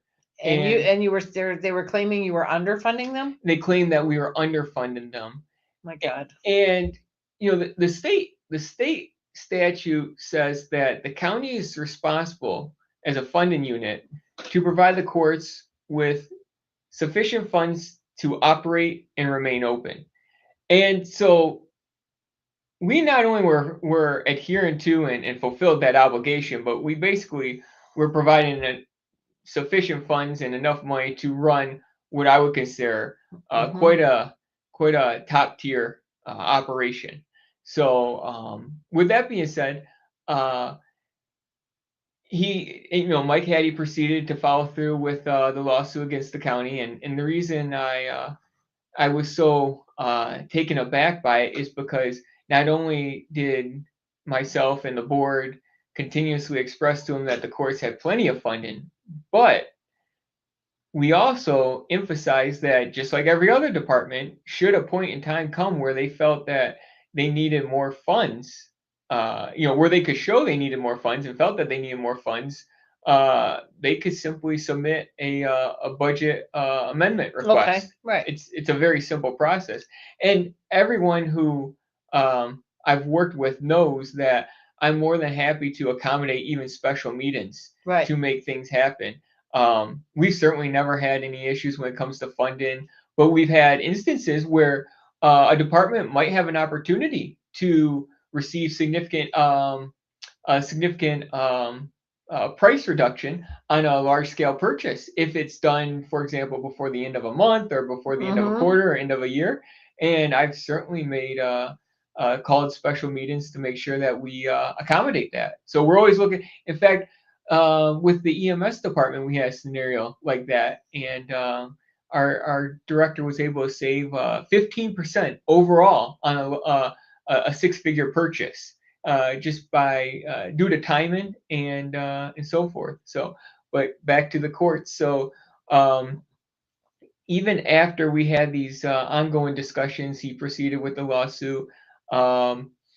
As time went on, we had multiple mediation sessions. Mike Hattie did resign in March of 2024, and as chief judge of the courts, he had the unilateral authority to either proceed with the lawsuit or, independently withdraw it. It's his authority unilaterally.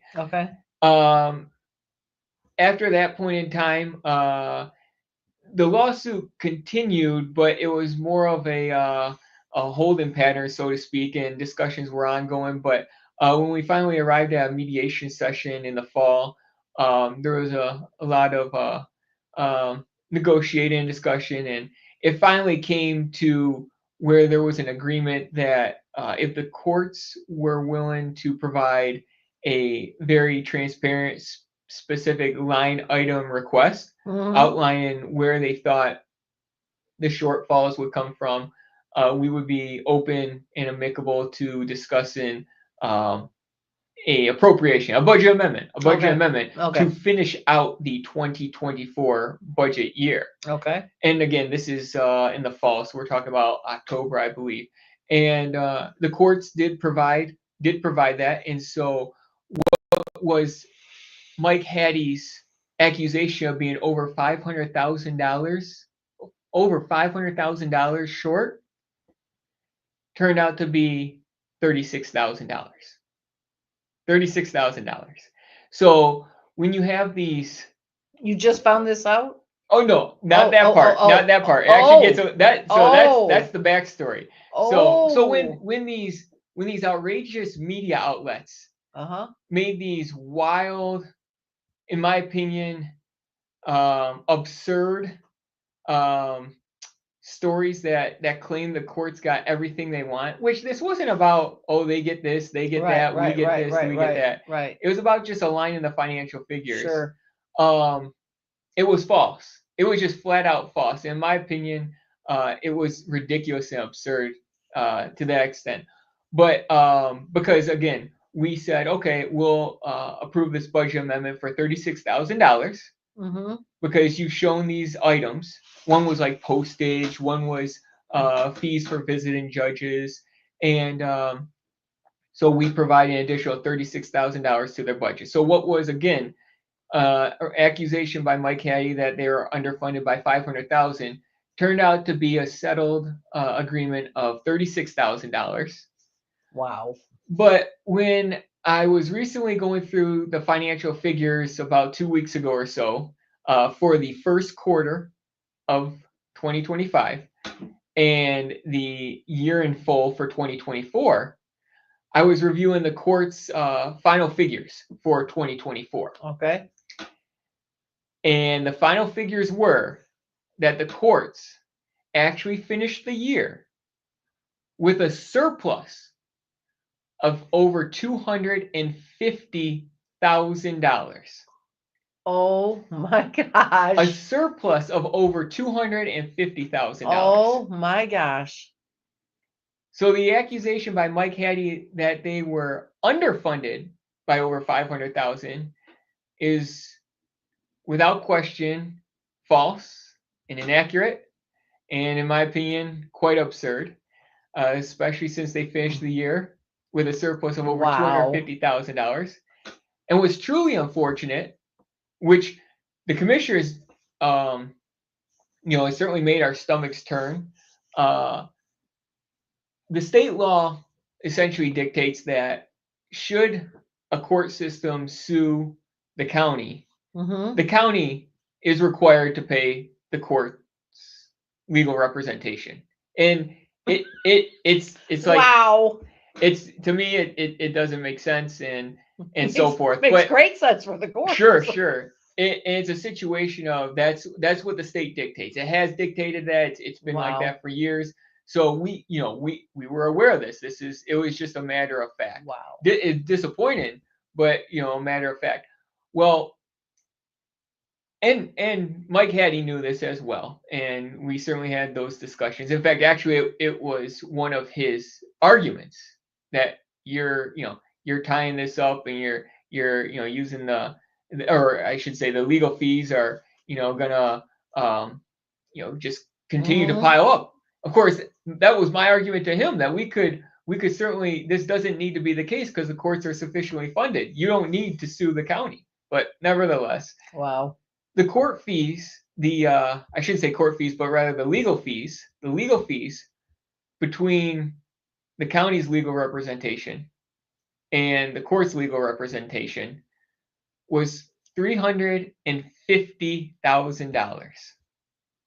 So because Mike Hattie decided to sue the county for what he claimed was a $500,000 lack of funding, which turned out to be a surplus of over $250,000, cost the county $350,000.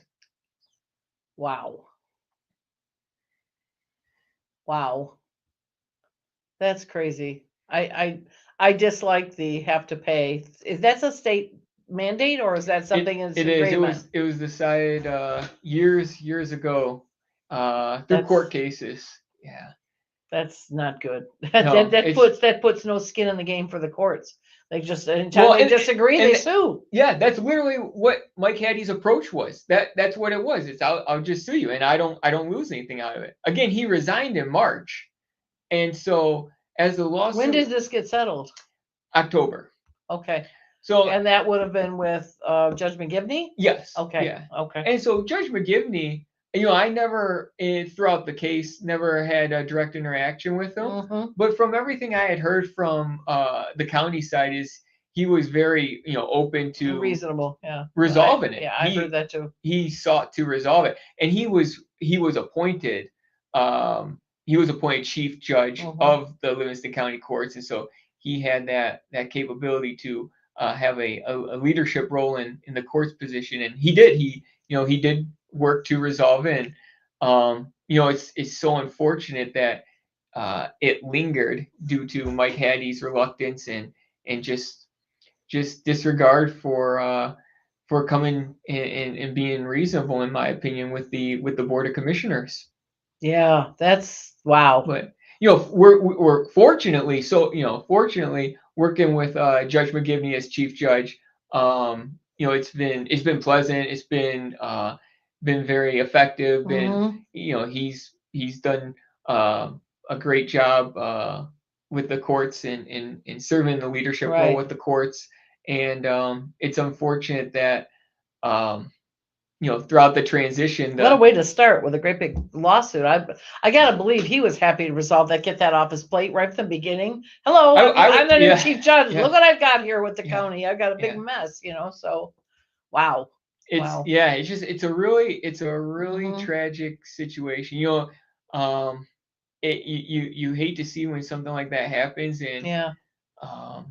it certainly is just it's just an abuse of the system, in my opinion. Well, especially since you ended up with that big surplus. So Yeah. anyway, so it's over. It's been settled. It is, You yeah. and you that had to have been a little bit of a even settling it for 36. Yes, it's over. That was a good, but and having to pay that kind of attorney bill, that couldn't have sat well with you. So finding that out must have been a little bit of a Well, relief, I guess. for myself personally, Got a fan? I had been keeping tabs in terms of what the legal bills were looking like and estimate. Now, this is another unfortunate situation. Judge Hattie refused to actually provide us with estimates or what his ongoing legal expenses were. So Mike Hattie could have said, here's our bills, or this is what Right. we paid to date, Right. and so Right. forth. And he never did, and that's too bad that he took that approach even in that regard. But again, I was keeping a general track of what it was so far, what it was going to be probably, and so forth. And again, the only, from my perspective and in my opinion, the only way we were able to reach a deal is just the simple fact that when the courts were able to clearly show in a very transparent way what they felt the shortfall was going to be. And since a sum of 36,000 is certainly more reasonable than saying you're short 500,000 when you've received a budget that's greater than ever before historically. Wow. That it just, well, I'm really glad. Well, thanks for sticking to your guns there. I dislike that, it brought up 350,000 in fees, but at the same time, you were trying to do the right thing by being reasonable. You'd already given them almost $1 million extra. So, I don't know the situation, but it seems like you were trying to be reasonable and it got pushed. So, settling for 36, that's okay.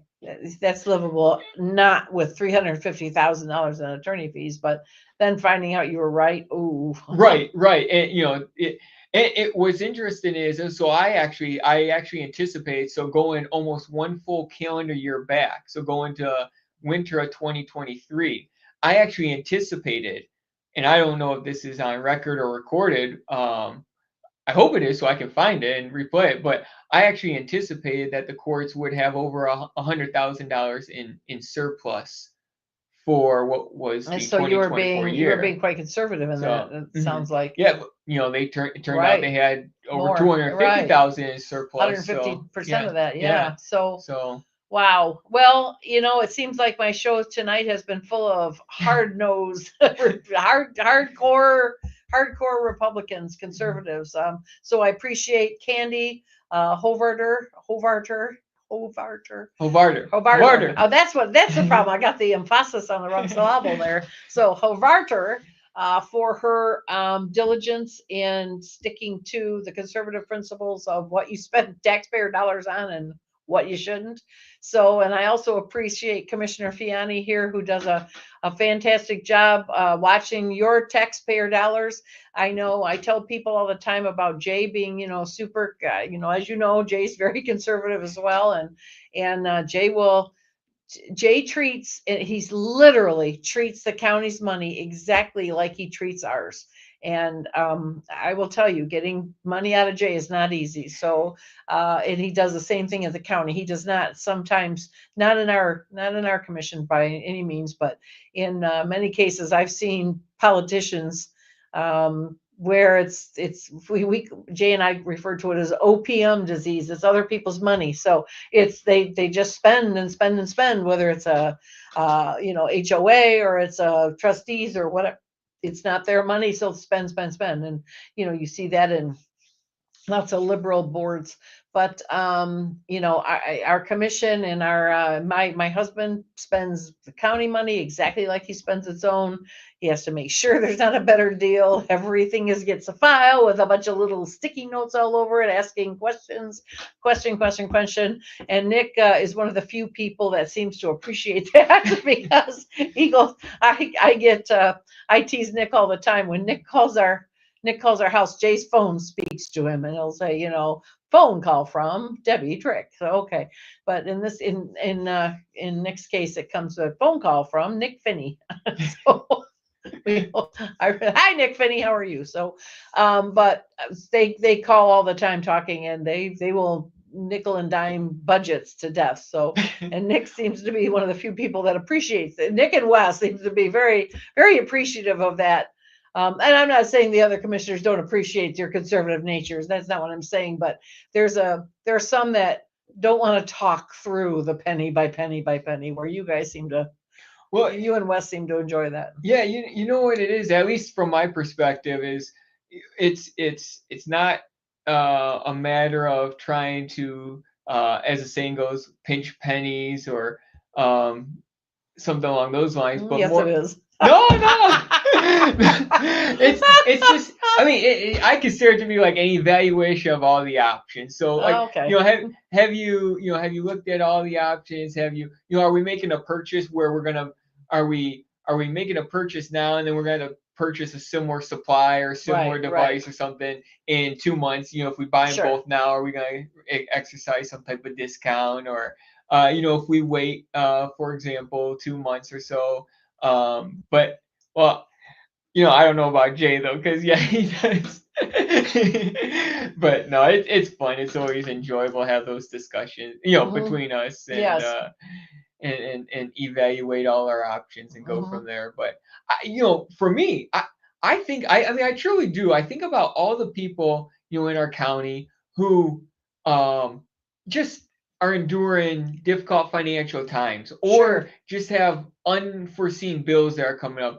And I've always said this, it's literally their money. We are literally spending their money. We don't have a copy machine in the back that prints off money. We don't have a tree that grows and, money dangles from it. We are actually spending money that somebody went out, worked, earned, and then gave to the county. So if they're not seeing if they're not going to see a return on investment, I don't want to spend it.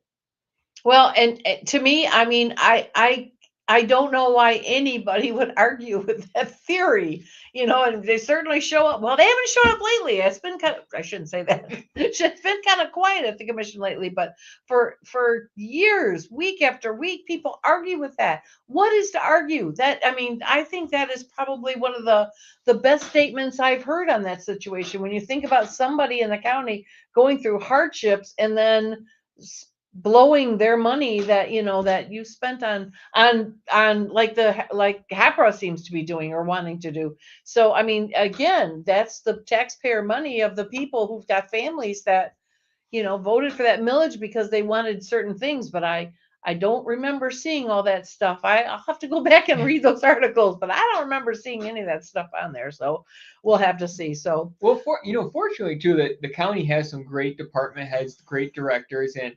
I'd like to go through a list and just compliment them, but I don't know. They might, on the alternative, not want me to mention their names, so I won't name names. But okay. if they're watching this or they see this, they'll know. And again, I've had some great interactions where there's been requests, and I will call them up and I will express to them that this is without question a priority for your department, but for the county operation as a whole, or for the what we're working on right now, this just it's not the top priority from a financial expense standpoint, and they're very understandable. They're like, yep, we get it, and it's always great to work with them in that regard.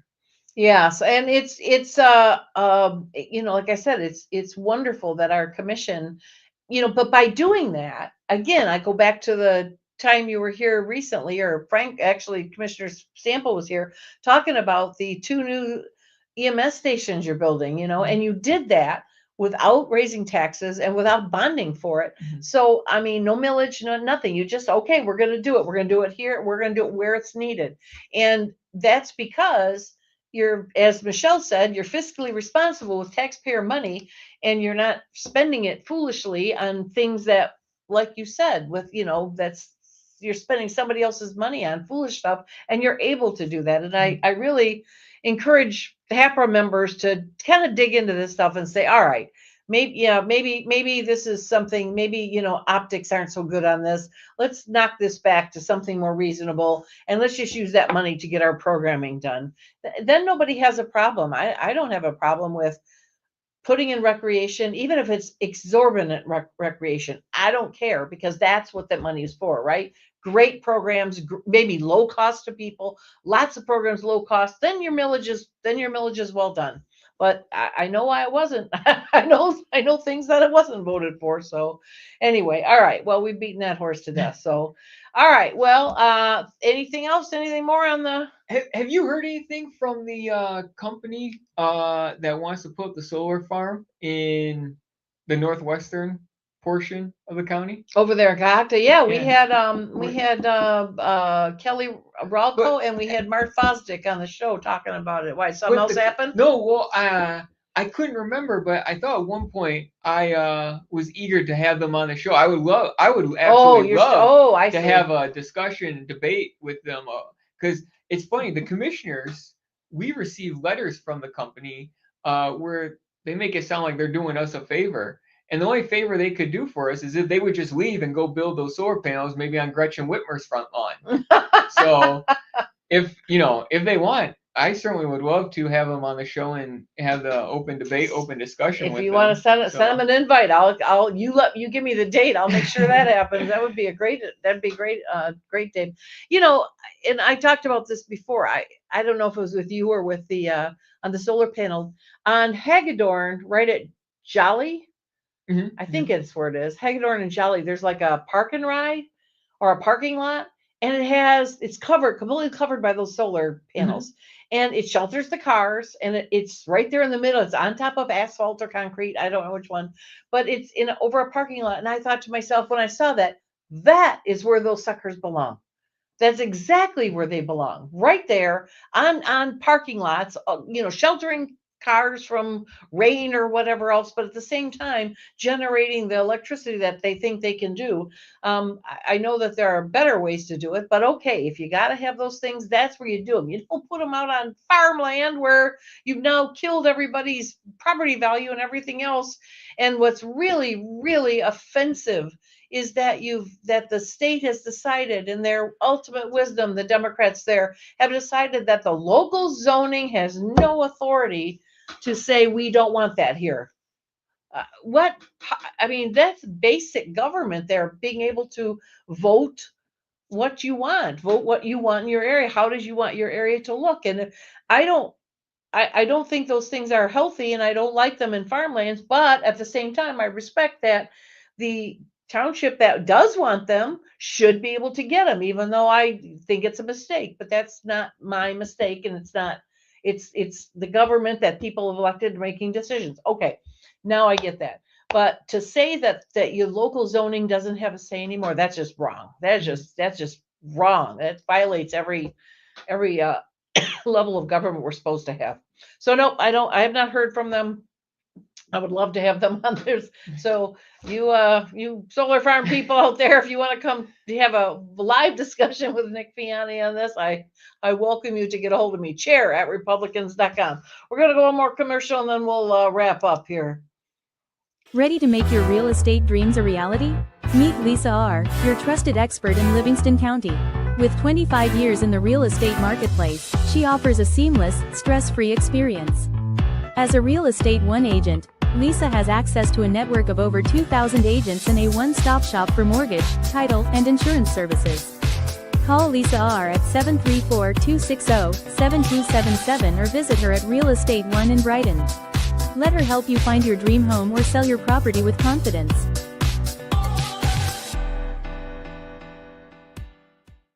John Adams warned that the Constitution is wholly inadequate without a moral and religious people. As conservatives, we must reclaim the faith that shaped it, rooted in Jesus Christ and the Bible. To help you understand the historic Christianity that our country was founded on, check out theexaltedchrist.com, a resource website proclaiming Christ as King. Well, I want to thank our major sponsor, that's Jason Huntley from Premier Financial in Brighton. Jason is a blessing to this show. He's made sure that we have what we need to continue to present this stuff. So anybody with financial needs, financial advice, that's who you go see, Jason Huntley. And I want to welcome our very own executive committee member, Lisa R., to our commercial bank. She sent us a new commercial. You might have seen that, her new commercial. That's a beautiful commercial, by the way, as commercials go. That's a good one. And that's a beautiful picture of you too, Lisa, if you're still here. So we have a bunch of stuff coming. We have a bunch of coming here. Once again, I want to talk about this right there, that little membership. Please join our party. We do good things. We use your money wisely. We are conservatives. I don't use your money for exorbitant perks or perks at all.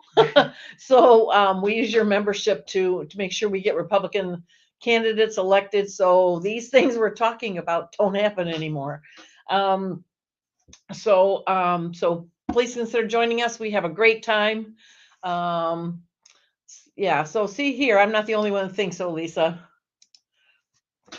So here's our prosecutor chiming in that You should have Carolyn Henry on the show. Have you had her? You know what? I'm gonna smack you because you're not watching. How could you not watch our shows? We absolutely had her on. I think we had her on before you.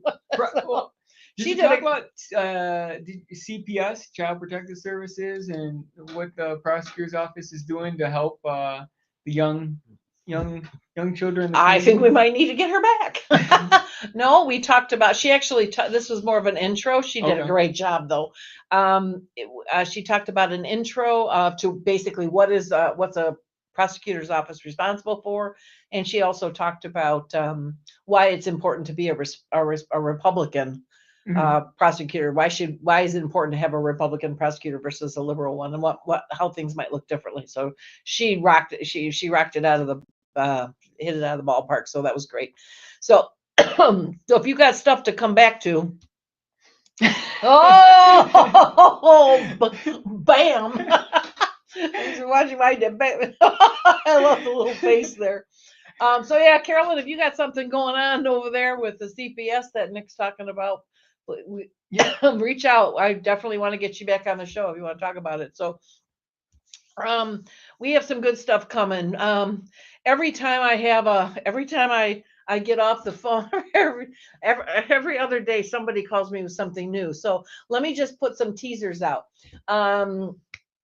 We have a youth We have the youth chair, Spencer Good, reached out to me, and in June, we have June, of course, is membership month. We had the Statons talking about that. We've got all kinds of things, and the list keeps growing. So June is going to be membership month. So look around you between now and June. Look around, look at the people around you that are Republicans but not involved. This is the time. This is going to be a massive membership drive. And again, we're bringing them in and we're getting them involved, but it's going to be at their level. It's not going to be, now you're in, you need to knock doors, you need to make phone calls, blah, blah, blah, blah, blah. You don't need to do that. You just need to come in and get to know us. You tell us what you want to do, if anything. Maybe you just want to kind of hang out and come to meetings for a while. We're good with that. We're absolutely good with that. Join the party, get to know us slowly. I'm not going to push you to do anything you don't want to do. My goal will be that you feel comfortable enough that you'll let me know when you want to do something, and then we'll make sure we give you opportunities. So we've got June being membership month. We've got somewhere in there is going to be a potluck breakfast. Somewhere in there is going to be a potluck dinner. We'll get you those dates coming. There'll be the fourth Thursday, whatever that date is in June, will be, instead of our Thursday social, instead of being at a restaurant, it'll be here at the Victory Center. It'll be a bring a new member to dinner kind of thing. And we'll all bring a dish to pass, and we'll all kind of have some music and stuff like that, and maybe some get to know you exercises, that sort of thing here. We're going to have the same thing as a breakfast, a potluck breakfast sometime in there. Spencer came up with a euchre tournament he wants to do. So we'll give you more information, but just to kind of throw that out there, it's going to be, we're looking at June 12th here at the Victory Center. So if you play euchre or you know people, but this will also be geared toward families. So if you got teenagers that want to come and play some euchre, or college kids that want to play euchre, or anybody that wants to play euchre, this will be the time. So keep your eyes out open for that one. I just got confirmation. So you're here to hear first, folks. I got confirmation that I have to find the place, but let me know if you'd be interested. We've got a couple of volunteers, MSU ballroom dance instructors, that will come and teach us how to do some ballroom dancing. So we're going to find a place and get some music, and they'll teach us, 2 or 3, 4 dances. Might be like a swing and a tango, but it's going to be fun. It's not going to be, these instructors came and taught another group that I'm associated with a few years ago, and we all had a ball. So I highly recommend this. It's fun. It's not, I don't care how many left feet you have. That includes you, mister. Hey, didn't you see me at Christina Like's wedding? No. Oh, I was tearing up the dance floor. Were you good? All right. Well, then we're gonna then good. You can help. I was trying to keep up with Brandon Bearfield. Oh, I don't know. Have you seen him dance? No. Oh he's good. Huh? He's good. All right. Well, good. I'm good, but he's really good. Oh my God. Well, I think that what we learned before was the swing, the waltz, and the tango. And so anyway, it's a lot of fun. So you just heard it. I'm looking at June 18th. It's Wednesday, but I have to find a place. So stay tuned. But anyway, if this is something you think you'd be interested in, or you want to, whether you come watch or just cheer us on, you don't have to have a partner. We'll partner you up with somebody there, and we're going to have a really good time doing this, and it's going to be no charge to us. I think what we'll just do is put a tip jar for the dancers, and we'll call it a day. So anyway, so those are some of the things coming. Thursday is our monthly EC meeting. Going to come to it? This Thursday? Yeah. I'm just kidding. Yeah, it's on my calendar. All right, good. So this Thursday will be our 7 to 7:30 is our EC meeting. Yep. It's just a half an hour. That's where and we only have, I think, one thing on the agenda to vote for, as far as I know. And then after that is the general Republican meeting, where we have other things that go on, other updates and stuff. So, see, you say you'll come, and you're getting all, you say you show up once in a while, and look at this, you get all kinds of accolades here. See, so it's important you come around. Except you just gotta start watching Carolyn. Yeah. I saw your episode with Frank and Sheriff Murphy. And... So hear that, Carolyn? He watched everybody else but you. I'm still trying to figure out when hers was. Bump. That's me throwing you under the bus. There's a wheels on the bus, isn't it? Okay, because I tossed them anyway. But yes, it was. She really did a good job. So we have Anyway, so we have some good stuff coming up. So join our party. Here's the whoops over here, right over there. It'll come back again. Join our party. Start coming to these things. We have Sharon Lalio's got a delegate meeting. Sharon and Marcia Dix and Connie Robinson, they're an awesome team doing great things with the delegates. That'll be the third Thursday at Remax. I think it starts at 6:30. Joni Econom is going to be there. We have Joni Econom will be there talking about different things. She's got some, she's our new volunteer coordinator. So she's, signing up people to help out on stuff. And remember, this next month here, we've got Lincoln Day coming. That is going to be a fun event.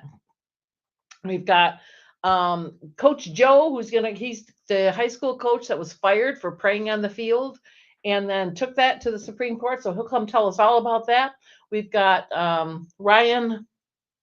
Oh, Ryan Kelly. Kelly, yes, Yeah, I'm Ryan sorry, Kelly. just drew a blank there. Ryan Kelly's coming to talk about his J6 situation. We got some special awards that we're going to be giving out that day, thanking people for doing what they do. So it's going to be a great dinner. It's going to be a lot of fun. You can go on to our page, livingstonrepublicans.com, and the dinner stuff is on there. So please buy your tickets. You get we have regular tickets, and then we have VIP tickets where you can go in and meet Coach Joe and Ryan Kelly. And I think we're going to have several of our statewide candidates there, our gubernatorial and state senate. So you'll get to meet them as well. So anyway, make sure you show up, make sure you come, sign up for our membership, sign up there to put your email in there so you get notified for stuff. If you're a Republican, go on to the Livingston Republicans with the parentheses official, and sign up to be on that, and you'll get to hear all about all our stuff. But most importantly, keep watching the show every single week. And when you go subscribe, I don't know where on your thing is, there's a subscribe button there somewhere. Please click it. It doesn't cost you anything, but it helps us a lot. So anyway, anything more, Nick? Nothing that I can think of. All right. Well, then, thanks for showing up tonight, guys. We appreciated the fun we had tonight. So we'll call it a night, and we'll see you next Tuesday. Good night.